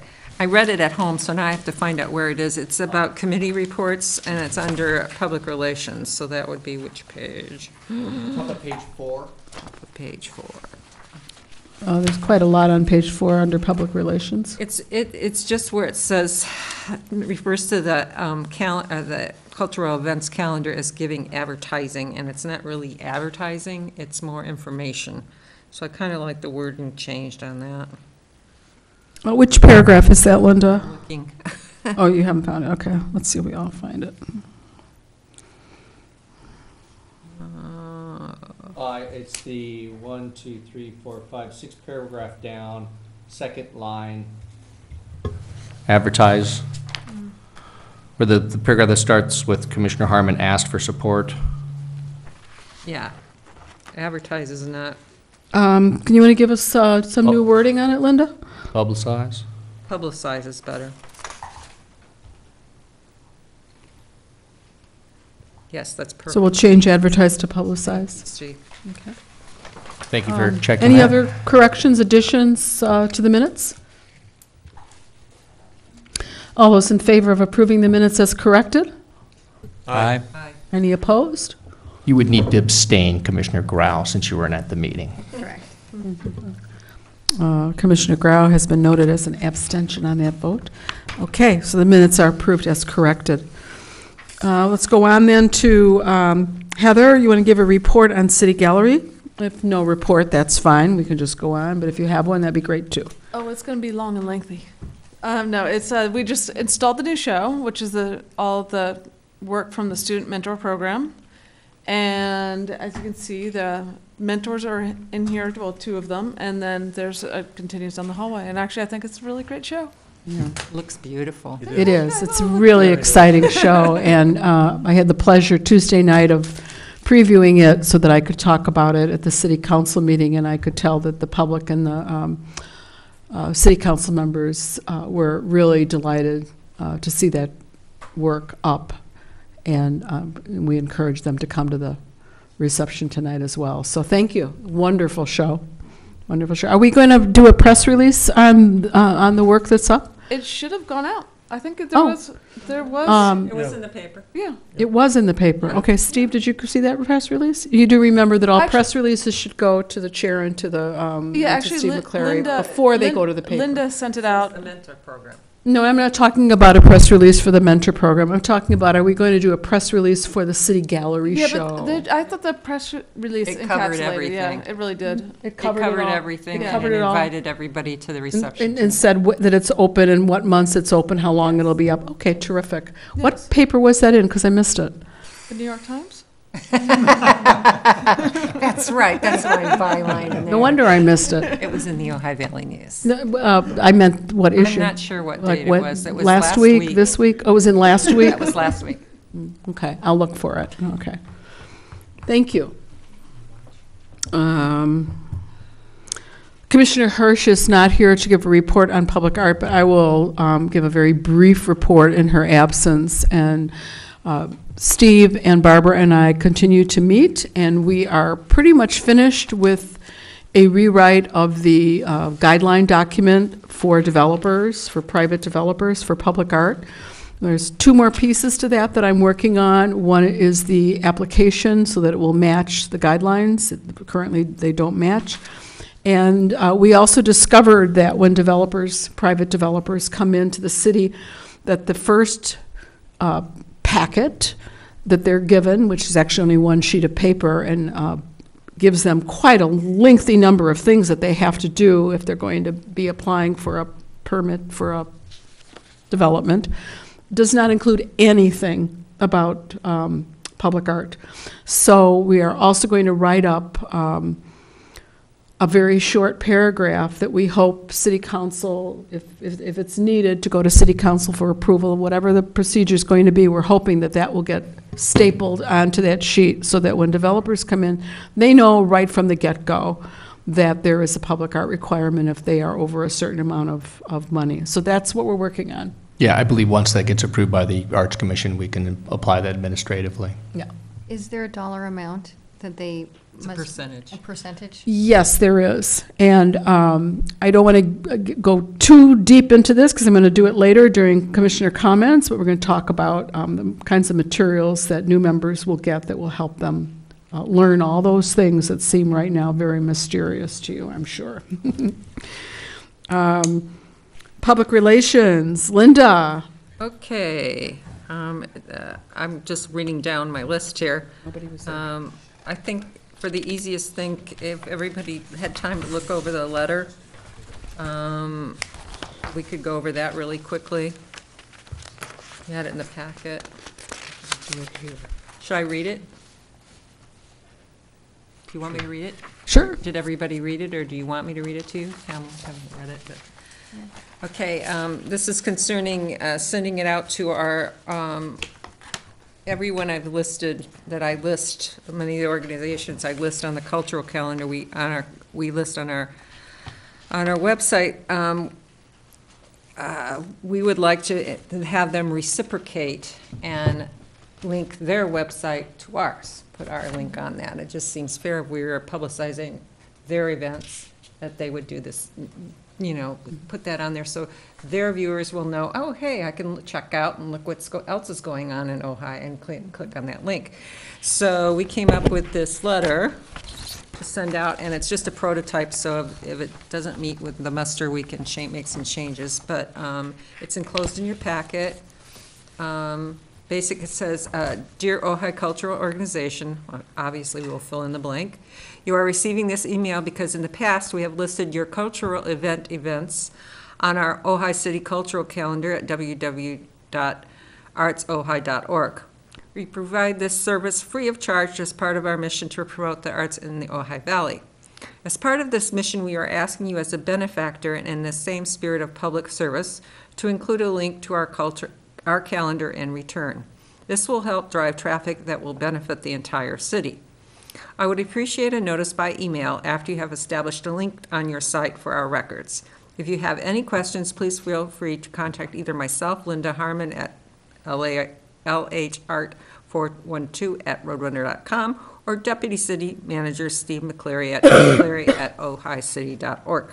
Thank you for your time and attention. Linda Harmon, Ojai, City of Ojai Arts Commission. So basically, I'd like everybody's feedback. And Linda, I would make one suggestion, and that is in the second paragraph, you eliminate the phrase "as a benefactor and." So it just reads, as a part of this mission, we're asking you, in the same spirit of public service, to include a link to our calendar in return.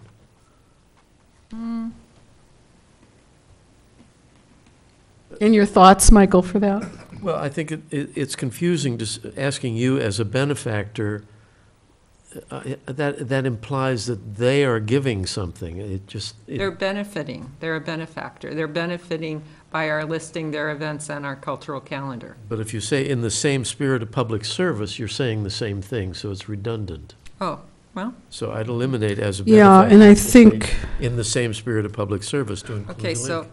Yeah, so he's saying As a to benefactor and. those 4 words. Yeah, and I also think benefactor in that context does mean what Michael was saying, that okay. it's the Read opposite it again, of Michael, what. so I can get it. It would read, as part of this mission, we are asking you, comma, in the same spirit of public service, got it, comma, got to it. include a link. Okay. Not so sure the comma goes there, though. Yeah. Okay. I think very nicely done letter, Linda. Excuse me. Anybody else have anything on No, I that? think it's good. Yep, it's good. See what you're saying. Will you come back and let us know what kind of response you get? It would be interesting to know how many do link us up, Right. because I think it really would be pretty phenomenal to have those links. So Okay, thank you. so- If I may, while we're on the subject, I was told recently by someone that they Googled Arts Ojai, and it didn't connect because you have to have the www the way it's set up right now, so that when it Google's the one that reads it, so they should read it no matter how you put it in. well, maybe all I know is that if you don't put www, it apparently doesn't come up. No. That's what I was told. Well, let's have some- Check it out. We'll if you check would. it out. Let's have but somebody it try it. I just did. Okay, Steve, what happened? So if you punch, this is Google. Is your mic on? Okay. Thank you. So I did a quick Google search on the words Arts Ojai. The very first hit is the Ojai Art Center. The next is Ojai Studio Artists, and the next is the domain for the Ojai Arts Commission. Well, So and the more traffic we get, that'll come up higher. Yeah. not sure what they And expect. yeah, and if they Googled City of Ojai Arts, it would probably come up first. You know, Google has, you know, their format for how they. Okay. All right. I It was may have just been passing a along what I user, was told, so, may have been a user error. okay. All right, so we're okay to go ahead with this as changed, right? Yeah. And then, okay, all right, I'll have to compile a list. That's going to be interesting.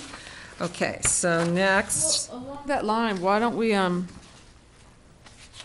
then also kind of set up a Google Analytics account that we can. if you'd like to do that. Yes, I would like to do that. Okay.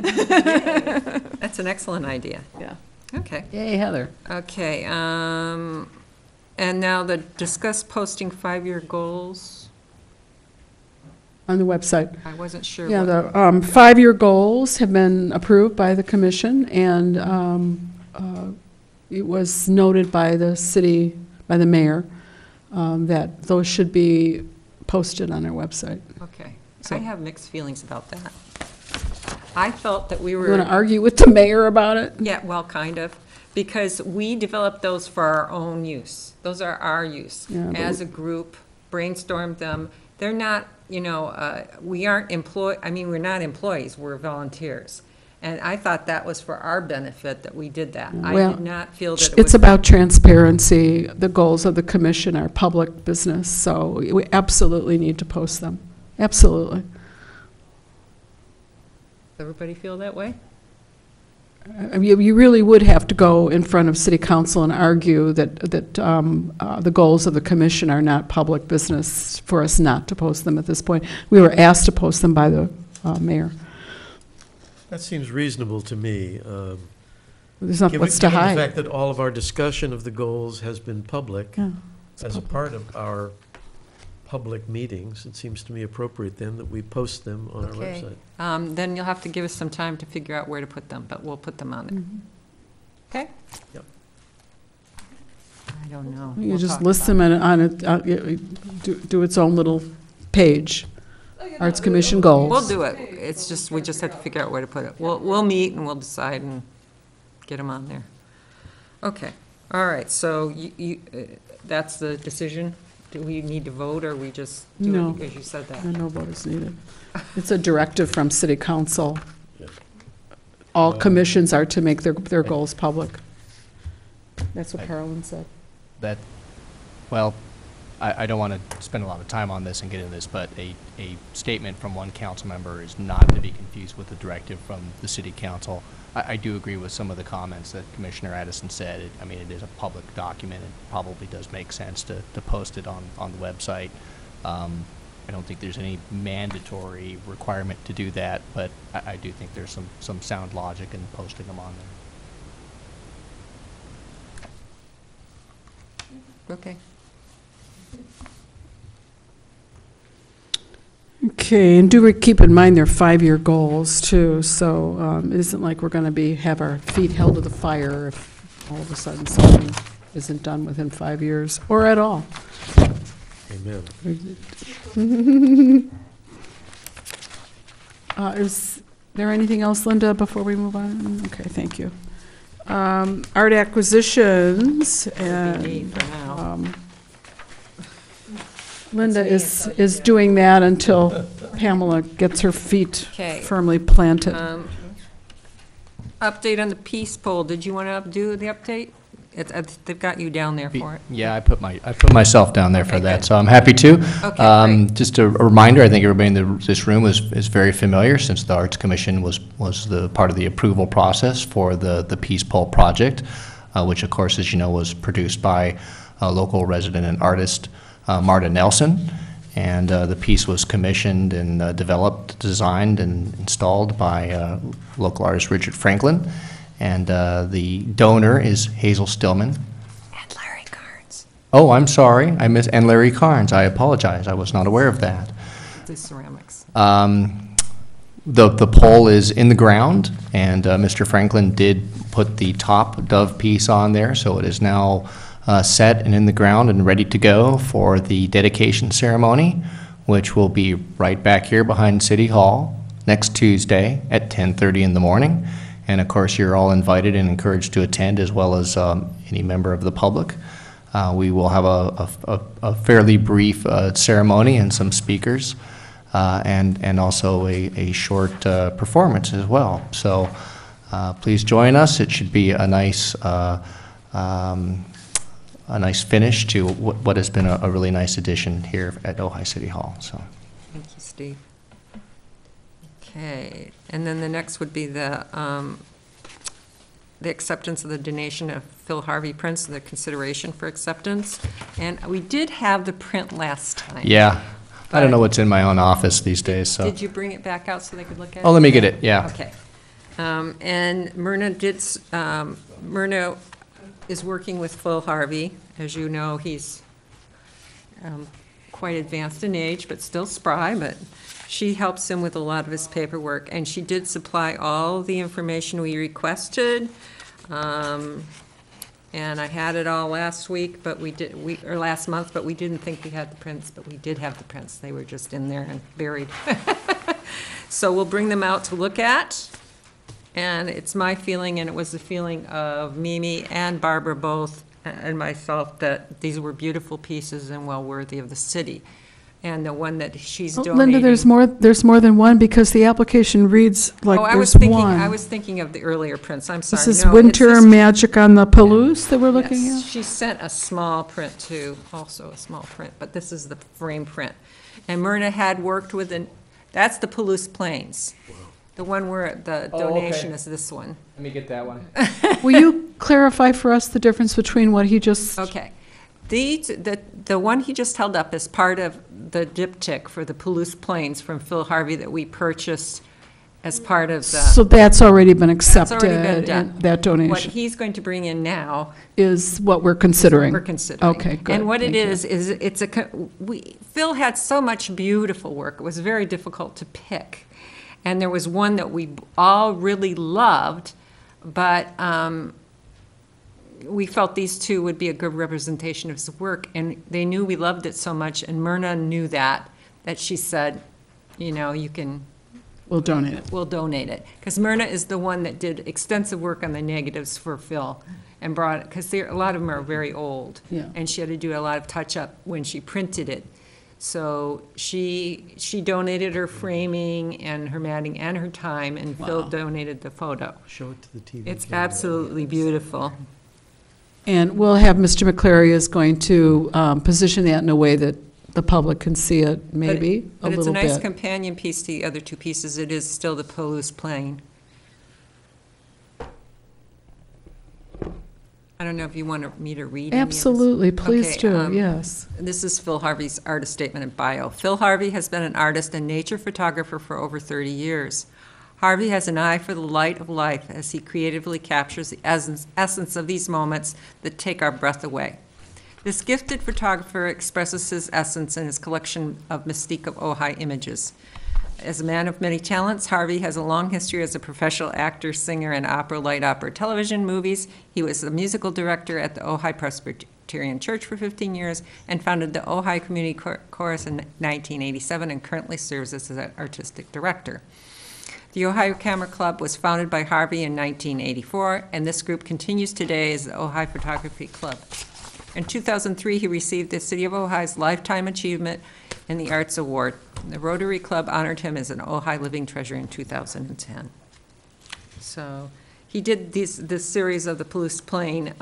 He was talking to me about it when he was on a trip to see his daughter. And he said he was just awestruck by the scenery there.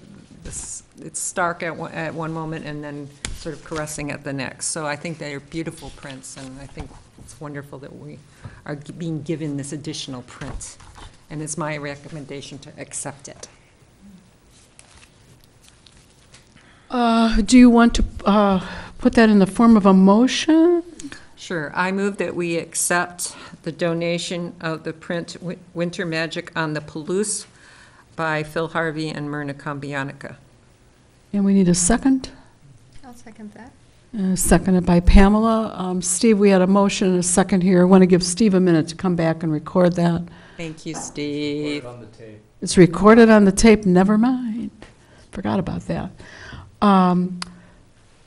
Should we do a roll call on this, or just all those in favor? All those in favor? Aye. Any opposed? And we are most delighted and happy to accept the donation of this wonderful piece of photography. Thank you, Linda. You're welcome. For your hard Here's work my on hat. that. There's Thank your you. hat. On the chair. And Pamela, you will have the fun of doing that in the future. Now, would you please just hold on 1 minute, everybody?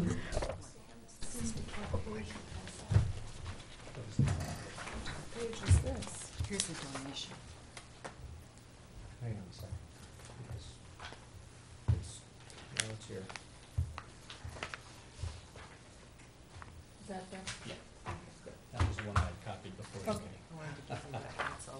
All right, we're going to send down to you.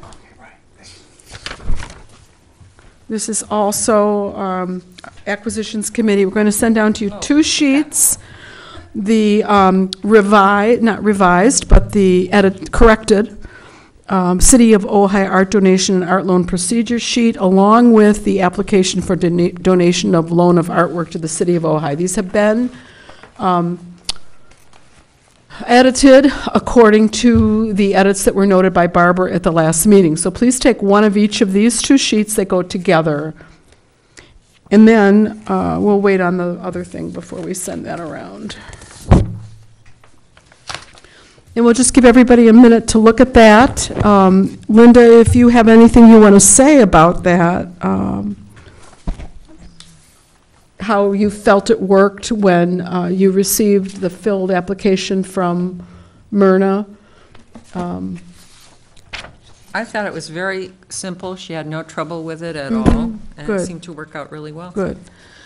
Some of the things that were asked to be changed on this top sheet were that you look at the very, very bottom. Barbara thought it was important to put into bold the comment that the city has a limited capacity for accepting donation and reserves the right to refuse offers based on reasons deemed appropriate. So that was bolded. Oh gosh, I did so much editing this week. It's hard to remember what else I edited, but there were a couple other edits there in the minutes, if anyone wants to look it up. This is not a completed document at this point, because what I did not know was what to put in the second paragraph. Please pick up a copy of the City of Ojai Art Donation and Art Loan Procedure. Will it be available online? Sure. We'll put it online. All right, It's that'll another go note on, for so we next can put that it will be online? I have one requested change. Yes. I think in the second to last paragraph where it says city staff will then notify the donor, I think we can just say in the last sentence there, in a document created by the city. We don't need to specify the city attorney's office. So in a document created by the city, period? Yeah. Okay. Sufficient. All right. We can go ahead and approve this pending our adding in there that it will be available online and at City Hall, and taking out attorney's office in that paragraph. We don't have to wait and bring it back, right? We approve it pending those 2 corrections. So if somebody wants to make a motion, this of course goes with the second sheet, so you might want to take a look and make sure. Hopefully you will be receiving, or actually you'll be passing this out to Brian Berman, and he will be following this procedure with his sculpture, and you will be vetting it and bringing it back to us with a recommendation. That's going to be a little more involved, because it's going to involve actually pinpointing the exact sculpture, the dimensions of it, everything, where it's going to be installed. I know. So it's going to take a little more work, I think. But this is important. This is a real important document. I moved it, or you want to move? Well, I just have a quick question. Sure. At the risk of being the newbie here. When work is donated to the city, is it required to be created to be public? I mean, do we have a place where we store work? Or I know oftentimes a museum, when somebody donates a piece, it's required to be on view a certain percentage of the time. We don't have requirements for things being on view, but we do have a gallery right out here in the hall, which has some pieces from our permanent art collection. Other pieces from the permanent art collection at this point are in storage. And the plan is to bring some of those out and get them hung in what is now being used as the invitational gallery. And to have fewer, and please, Heather, if I'm not saying this right, jump in, to have fewer invitational shows because it was a lot of work to hang the shows every other month. So that's our thought right now. We also are working on a program to get some of it's called the Municipal Art Collection, to get that collection out into the library, to have like a loaning program. So a lot of this is stuff that you're going to get very familiar with. Well, the reason I ask is one of my concerns about the form is that the city hasn't disclosed that it's an option for them to put it on view, because you might gather artwork and the artist will be upset that they don't see their artwork anywhere. That is a wonderful point, and that actually has happened. So just a phrase about at the discretion of the city, or Perhaps in the bold statement, something could be added to that effect? Pamela, can you not off the top of my head, but can I call you, though, and we can do this maybe on email? I think just something, a simple line saying that, freeing you up from any liability of not showing someone's work. We just start taking on some beautiful pieces. Well, what if they don't get seen? Oh, this is the donation. Like a caveat, for right? donations. Those were, 2 of those were purchased. This one's okay. a donation. But even donated work, artists like to know that they're donating and it's going to be seen. When somebody donates the work, do you have the opportunity to sell the work to raise money for the city? Because that should be in there too, that you have the option when somebody donates work. Let's say I give you a piece for $10,000 and at some point the city needs some money. Do you have the right to sell it? It should be disclosed when somebody fills out that application. Okay, well, these are fantastic points and are a testimony to having picked a really good thinker to sit on this commission, because you're the first person that's come up with both of these points, and they're both really super valid. I'm going to withdraw this for approval. It needs more work. It is a really important document, and Pamela, you're the chair of acquisitions from this point forth. So you're in the, and I knew to put you there. Okay. You're in the perfect spot, and I would ask you to take these sheets, and this is going to be your first assignment, is to come back with this. Yeah, please. But please also feel free to call me, Barbara, Linda for sure. She's on your committee, as is Michael. You can't have a meeting with all of you. That has to do with the Brown Act and transparency and things like that. But you can get information and background from people. That's okay to do one-on-one. Chair Golden? Uh-oh, I think I probably told you wrong. That's okay. No, it's something I wanted to add, and also just to help a little bit with the distinction. When a developer does a project that is subject to the public art requirement, there is a requirement in the code that it be on public display in an area where it can be freely accessed to the public. And if it's in a building, there are certain hours that has to be open and visible and accessible to the public. But that's purchased Correct. work. This is donated work. Correct. I just wanted to make that distinction Right. for you, that we do have that for development. When there's a development project, that there is that requirement. It gets a little hairy because a developer has an option to donate work to fulfill their percentage. So it gets a little hairy with the word donation, because it's like, oh, we have that donation procedure and policy that is part of the public art ordinance.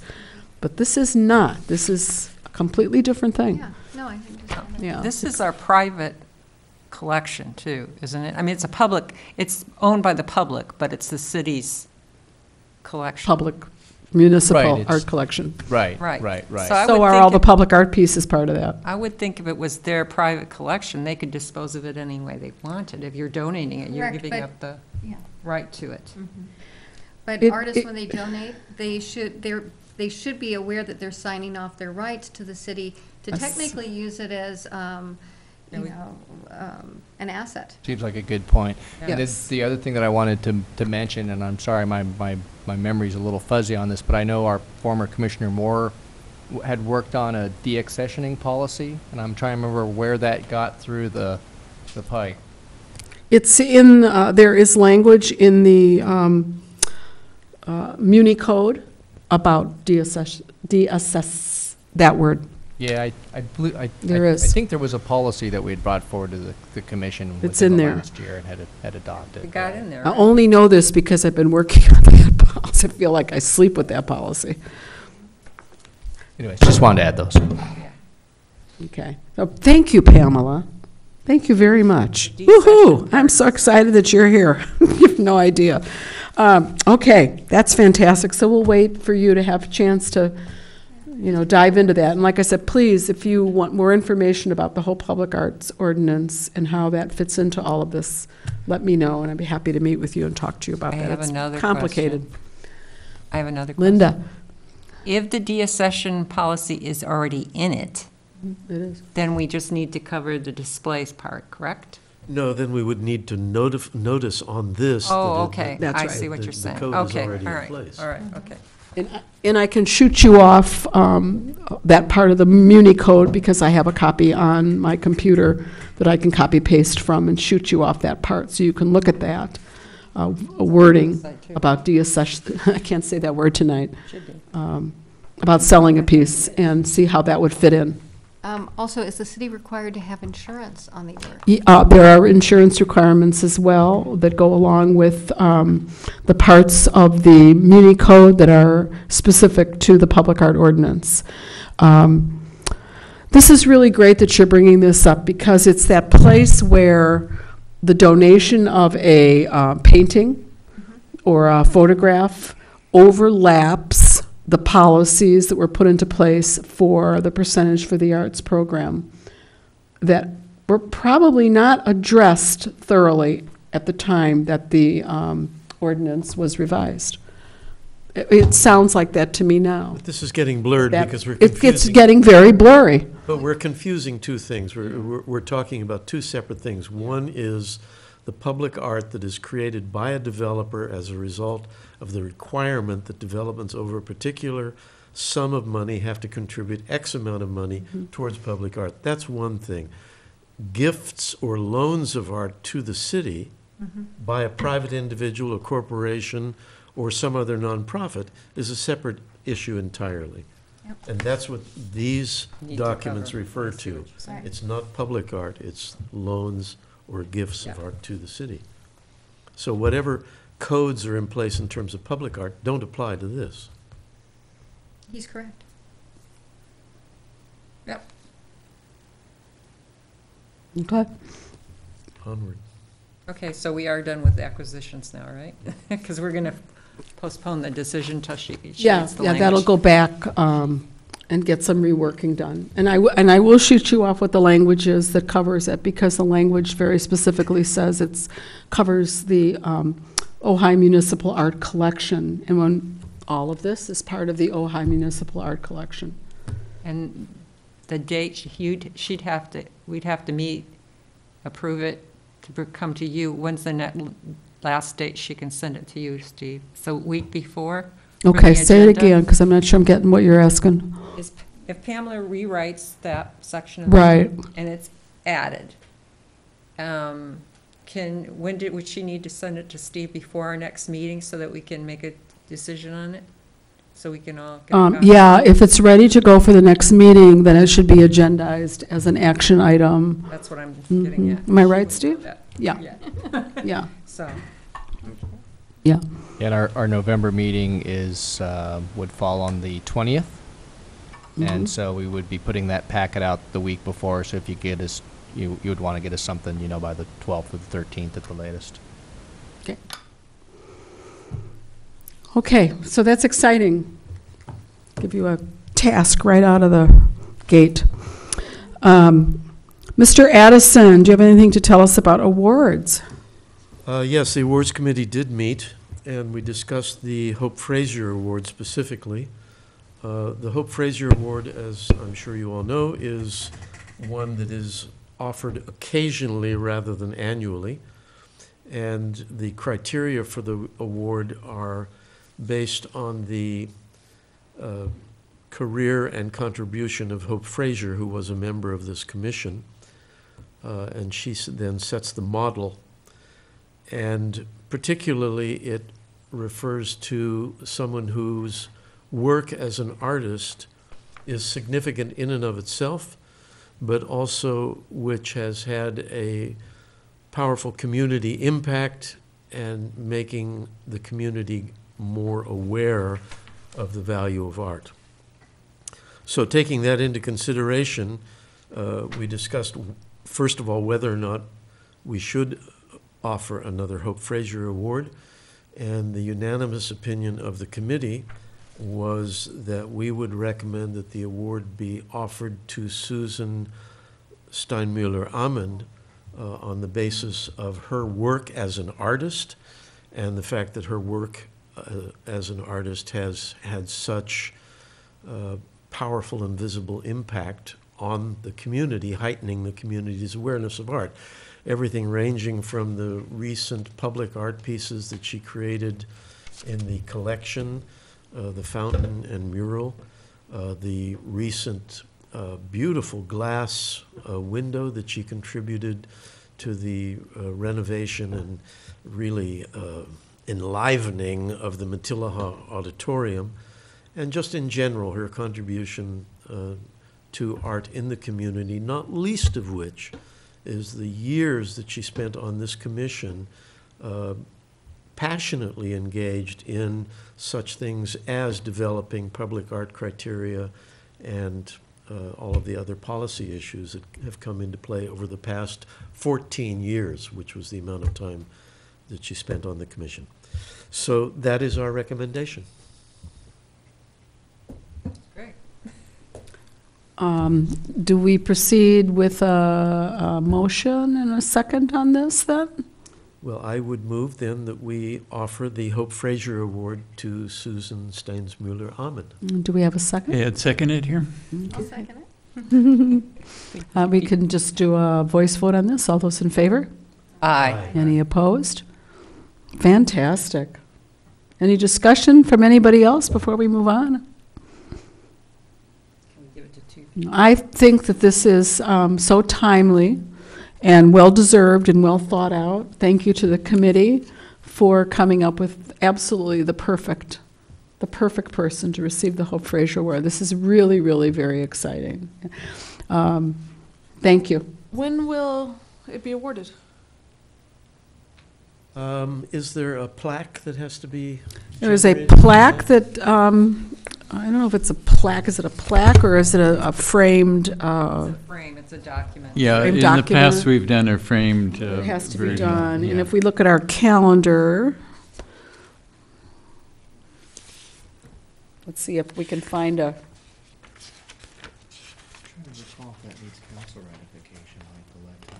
I'm sorry, Steve, I can't Probably hear a does. word you're saying. It does. Because I was trying to whisper and talk to Michael.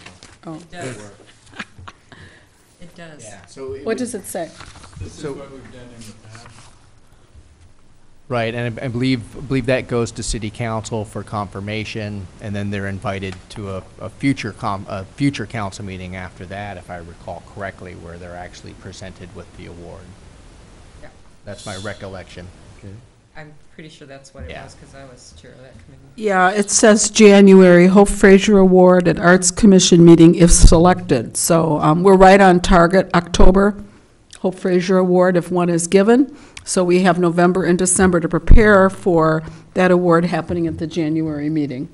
Of And the it- city council? No, it happens at our meeting. The Hope Fraser happens at the Art Commission meeting. The Okay. Lifetime happens at the city council Okay. meeting. Okay, then my recollection was wrong. Yeah, But they do have But they to do approve it. confirm. but it, they I do think. confirm it, which Okay. we have the 2 months in there. So that's Somebody. Okay. something that the Yeah, it's been a while. the awards committee will move forward, is making sure that the plaque is ready, and then whatever hoopla you want to plan for that So Steve, you January will move meeting. it towards the city council then for approval?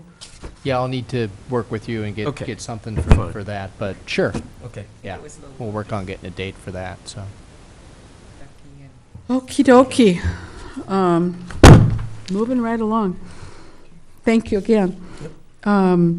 Arts Ojai Education, we don't have any report at this time with that. That committee is going to be a newly formed committee with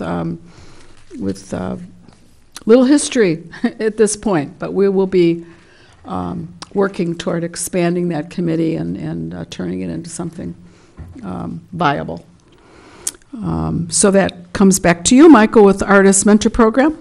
If you want to make a comment I about have the no report wonderful- except to say that I'm thrilled that we're doing it. I think we've done it 2 years in a row. I think it's evidently successful in terms of the impact it's having on the students and the I would say the enlivening of the artists, too. I think in all cases, it's been a powerful experience for them to see them choke up as they embrace their students, and to think that it really has been a mentorship. It's powerful. Yes. I'm very pleased we're doing it again next year, that it's in our budget. I'm confident that the Education Foundation will again contribute to that. The only thing that I'm certain of is that we have to start the process earlier in the year. I would like early in the new year to solicit applications from artists so that before the spring break, we can get the word to students, because from then on, their life is chaos with exams, college applications, et cetera, et cetera, et cetera. So I think we'll get a stronger student response if we initiate the process early in the year. Okay. Michael, I would ask you then to review the January through April calendar as it now stands and see if you want to make any further. If it's been adjusted, but make sure that's I'll look at exactly it the way again. you want it. And if Yep. not, let me know and I'll tweak it Okay. for you. Yep. Okay? On that note, I think public relations should get together and talk about how we're going to start promoting that early up front, because I have some ideas.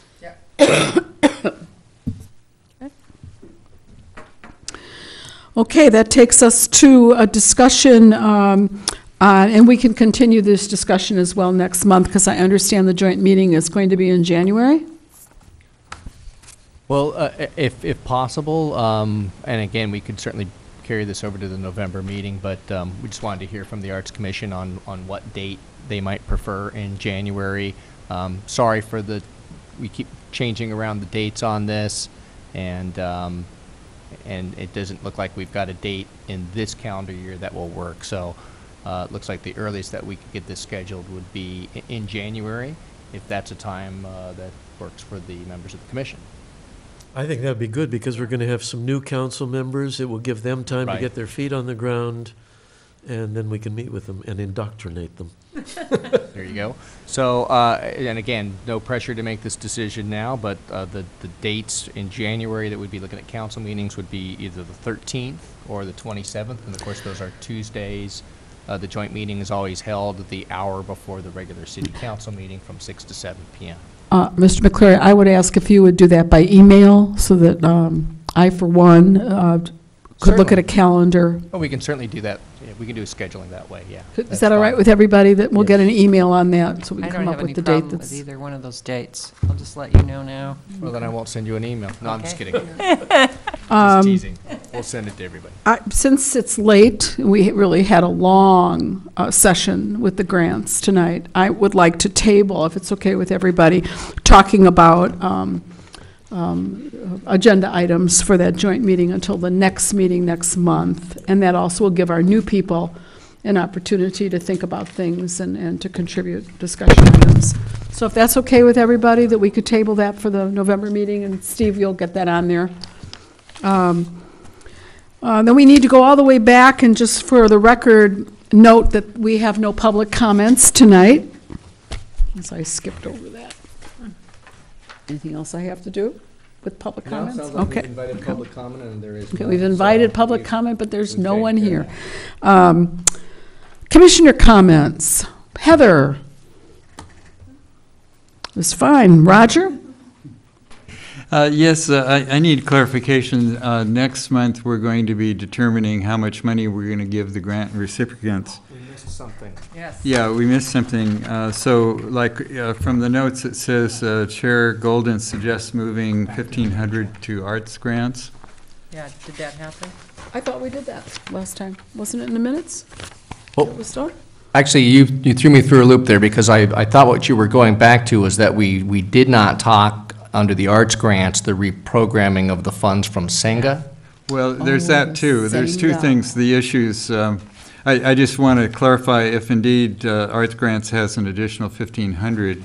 Yes, that was approved at the last meeting. The money from Arts Ojai Education Committee was approved to move to you, which gives you a total of But then we have Senga. whatever amount you had Yes, plus 1,500. 1,450. But the Senga we did not discuss. Correct. So Yeah, we your need to your discuss- minutes that were in your copy of the minutes, you can look, and it references the approval of the additional 15 to the arts grants. That was done at the September meeting. Okay. Who can explain what's going on with the Senga? Because I don't understand. Well, I can. I've spoken with Francesca, and it boils down to the one simple reality, and that is that she had a very severe illness, from which happily she's recovered, but she's weakened by it, and weakened to the point where she feels that she simply cannot continue to pour the sorts of energy that was demanded by running a theater company as she has. So with reluctance, but with a sense of acceptance that that's her reality, she has returned the $750 to the Arts Commission. So it's 750? Yeah. I believe that's right. Is that right, Steve? I'm pretty sure that's the figure. Boy. We have it in our notes, right? It should be in last year's, which I have. Oh, I thought I had that paperwork. I have it right here. Okay, great. I knew I had that in my list of things. It's actually $700 is what we received. 700? Okay. So, Steve, what happens to this 700? Can we apply it to this year's grant program? Yes, you can. Right now, it's being held in a deferred account, and we can move that into the arts grants, or you could reprogram it into any other area. I think it should Does go.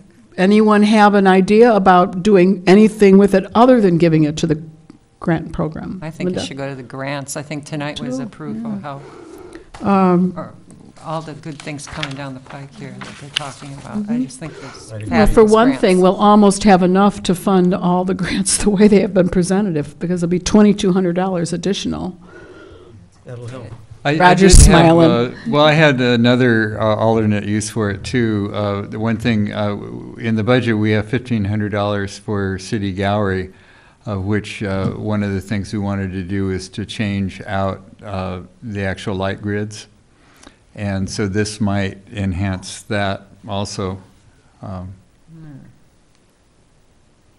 Part what I'd like to do, the grids are basically really old, and the fixtures are breaking down, and the track itself has a lot of dead spots in it, and track needs to be replaced. And when we got the new fixtures like 7 years ago, we kept the old track, and so what would be good is to replace that for both the hallway areas.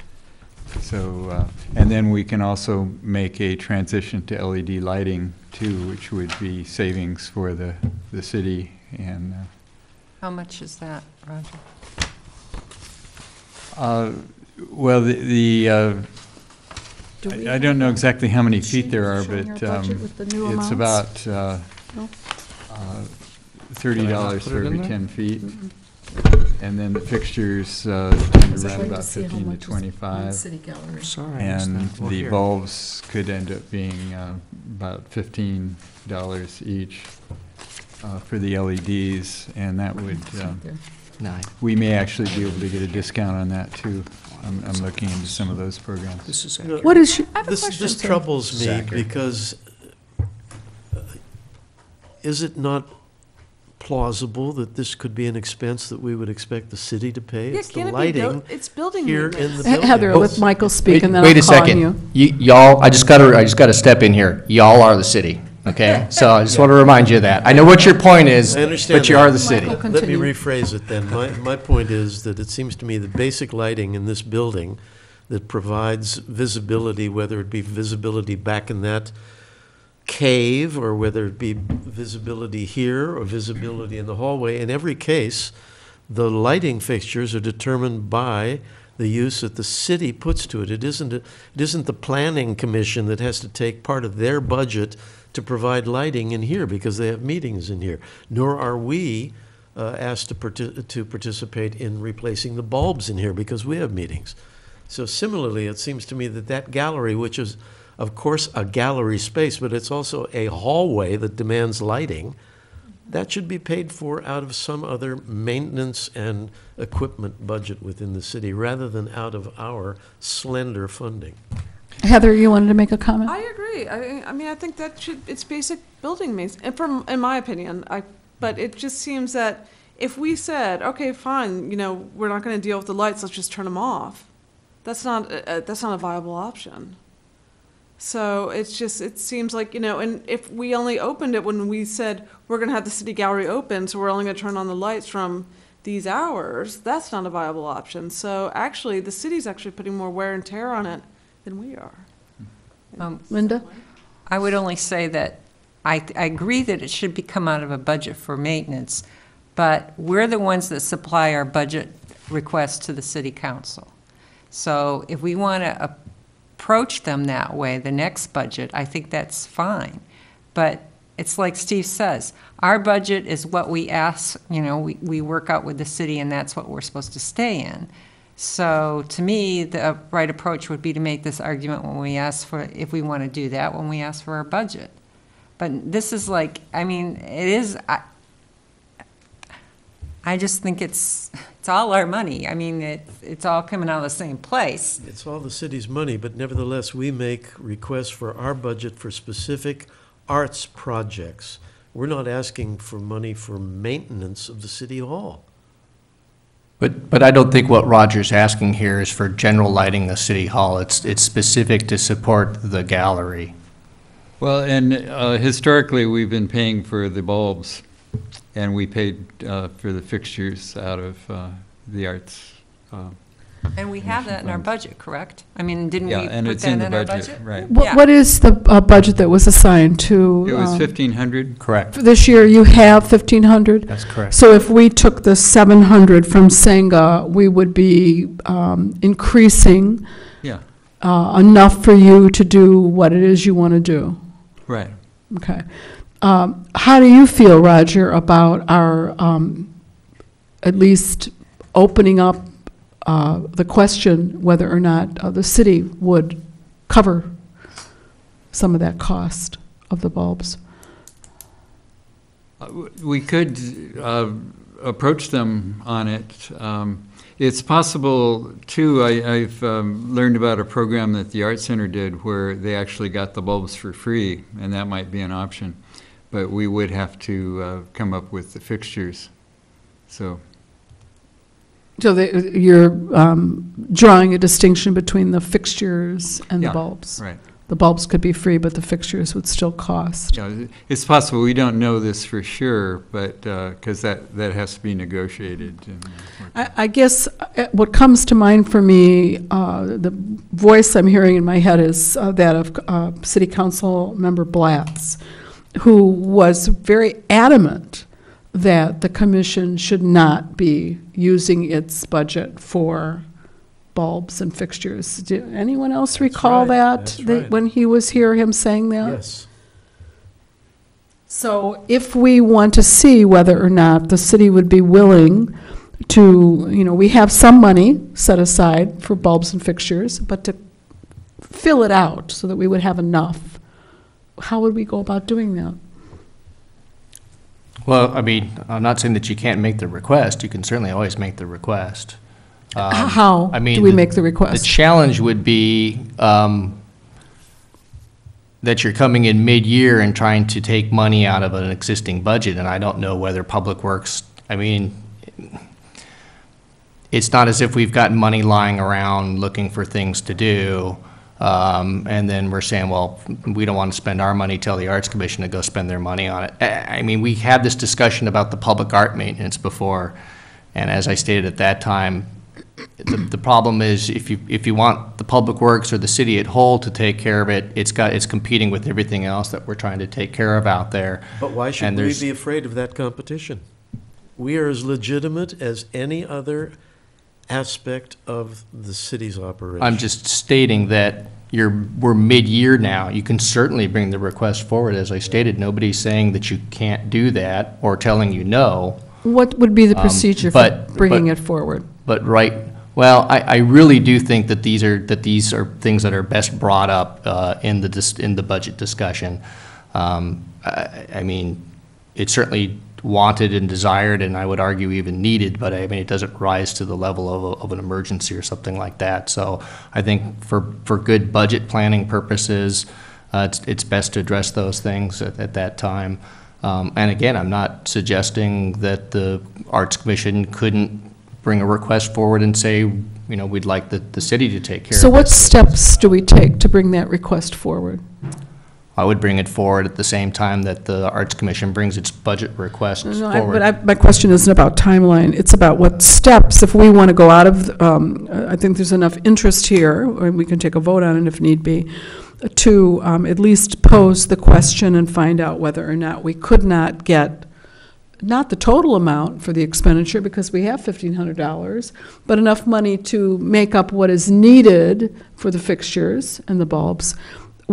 How do we go about doing that? Not when should we do it, but what are the steps to make that request? Who do we approach? I'm recommending that it be included in the commission's budget request to the city council for the next fiscal year. So you're basically saying that we have no recourse to ask for it now? No, that was my recommendation. I know. But it's best to look at these things in the totality of the budget, or else it becomes a piecemeal process. Okay, excuse me, I'm getting boxing gloves out from underneath the table here. No, I'm just kidding. I think what I'd like to do is withdraw the comment that I made. And, because there's a lot of unknown aspects of it. So I move that we put it into grants, the 700. We need a second. I second it. Any discussion on moving the $700 from the Senga Theater that has been returned due to the illness of the director? Any discussion? I just feel that it was a grant, it was in the grant program, and it should go back to the grant program.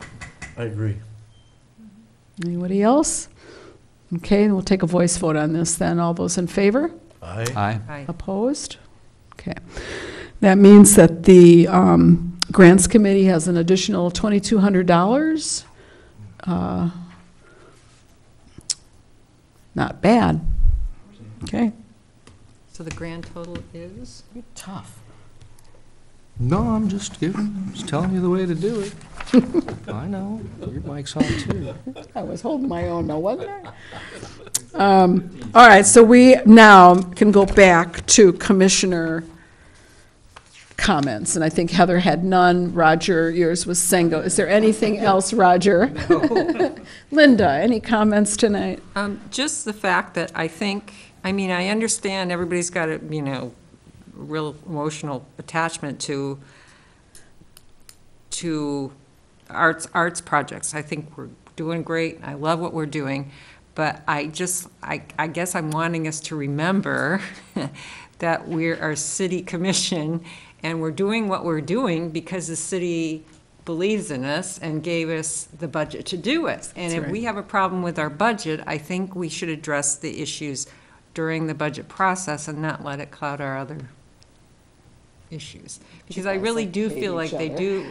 Since I've been on the commission, I've heard nothing but positive things from any of the council people, the public. Everybody's been really supportive. And our budget's been increasing. We got our grant. We didn't even have a grant program for years and years and years because the city could not afford it. And when they could afford it, we got it back. And so I know it's hard to spend, none of us have as much money as we'd like to spend on the arts, but we don't have as much as we'd like for everything in the city. So I guess that's all I wanted to say. And I think we're doing a great job. And I love tonight. It was awesome. Okay, Pamela. Well, thank you all for having me right now, and I look forward to serving with all of you. Michael? I just want to compliment Linda and Heather both, because I think the work that's being done in publicizing and promoting the Arts Council is terrific. The energy that's going into the website and the news releases that Linda generates, it just makes a huge difference in terms of our public visibility. And I think it's really good work. Thank you. Ditto all around. And Linda, I really appreciate your comments. I think you're right on the, it's very accurate what you were saying. So I really appreciate that. I do remember sitting on this commission and there was no budget. And then there was a very small budget, and that budget has been doubled.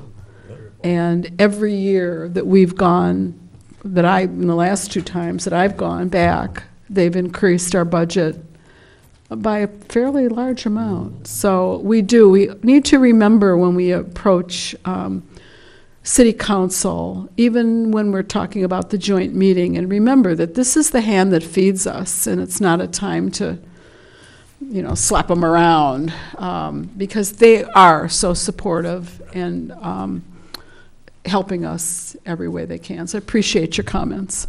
And Steve, too.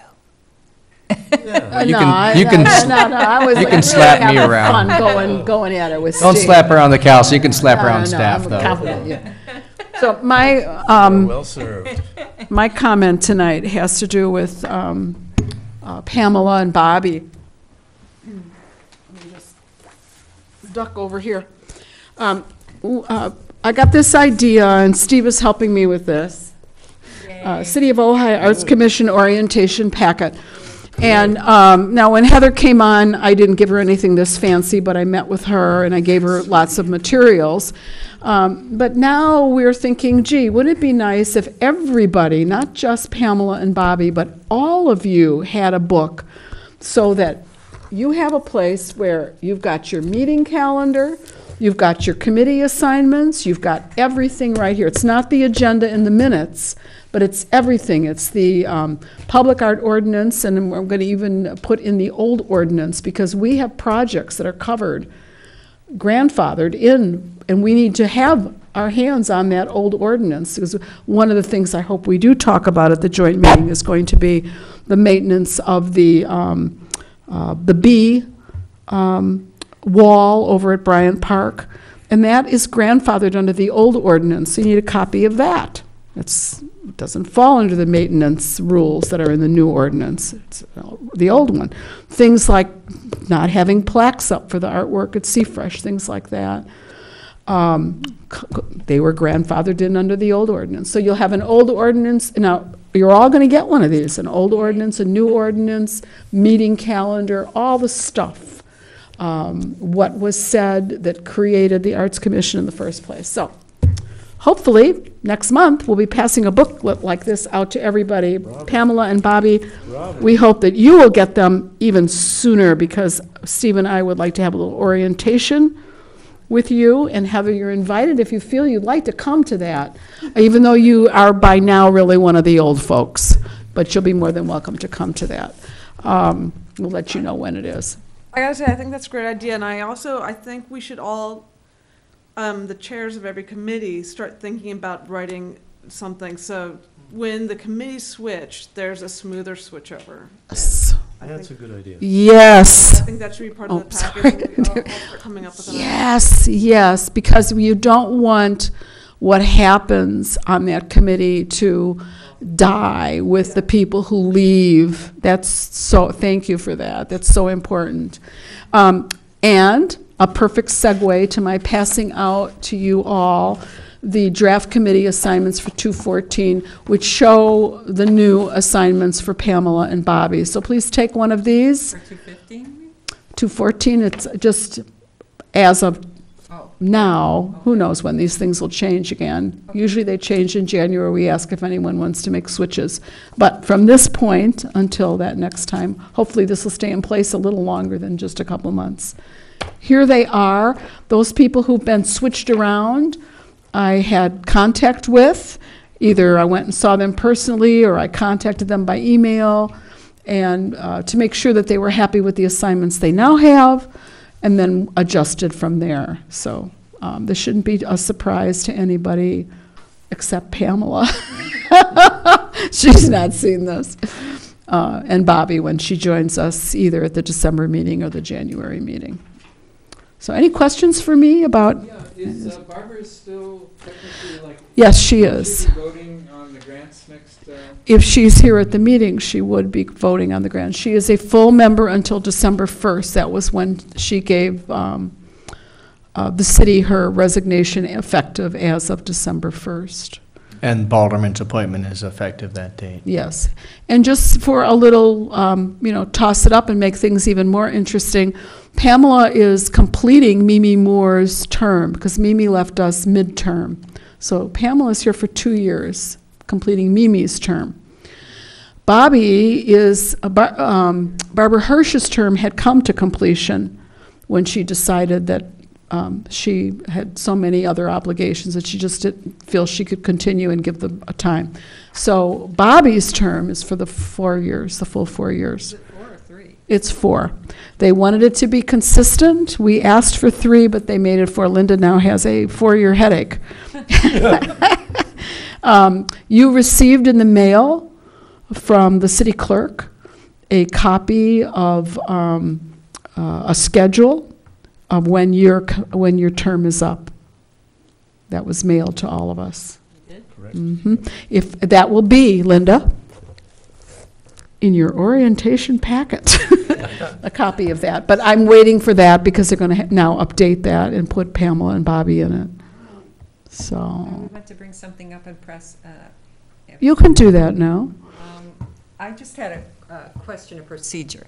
When we publish a press release, do we also send it out to the lists, our artist roster and performing artist lists? I wonder if we should start doing that. That'd be great. Yeah, because, That's what I wanted Do to it talk, by actually, email, that's what I sure. wanted to talk to you about, Okay. setting up like an email template that we could send out. okay, because normally Sherry keeps all that in the Can we front set office. that up and have something that we organize? Okay. Oh, instead of having Sherry send it out? Doesn't she the one that has the? Oh, Sherry's got the list, but you could send that directly to her to send out, just like the other Oh, things that are sent because out. see, Maybe- it's a press release coming from the city, so that's why I thought the city should send it out. Oh, okay. Yeah, there's no reason we can't have a copy of it to use it for other things. Okay, well, Yeah. let's talk. Okay, but could we make that from now on, if I send you Thank you, yeah. Could you send me a reminder email so that I can add them to my distribution list? Okay. I'd be happy to. Okay, great. Steve, do you have any? Oh, city council liaison.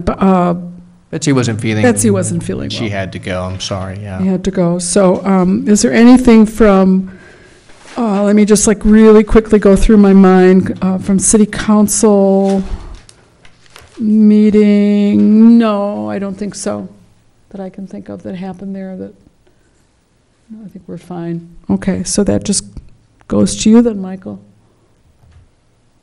Steve. It's late. But you were, it's okay, my brother and father are Michael, I've been called that all my life, so for a Is it your moment middle there- name? It is now. No, it's not, but, no, just to remind everybody that Ojai Day is going on this Saturday, so things are extremely crazy in here this week, and that's why you're seeing the carpet behind your chairs there, apologize for that. So please come out and support Ojai Day. It's it's a big showcase for local artists, as you know. I'm acting city manager for the next week or so things are a little crazy, a little crazier than usual at my desk, so it might take me a little bit longer to respond to emails and phone messages and whatnot. Acting city manager? I'm acting city Yes, he manager is. Lock up your until, wallet. that's right, so, at least for the next week, so. Okie dokie. Well, thank you, everybody, for your patience. It was a very long meeting tonight, but we had a lot of company, so, but it was a great meeting. Thank you. See you next time. Done. Done. Go turn off that television. A little cleanup. Does this go in here, or is this yours? It's not mine, no, I Okay. suspect it just goes in theirs. They Thank you. even provide us with mints. I'm sorry, I was drinking your water Oh, that's all right. before I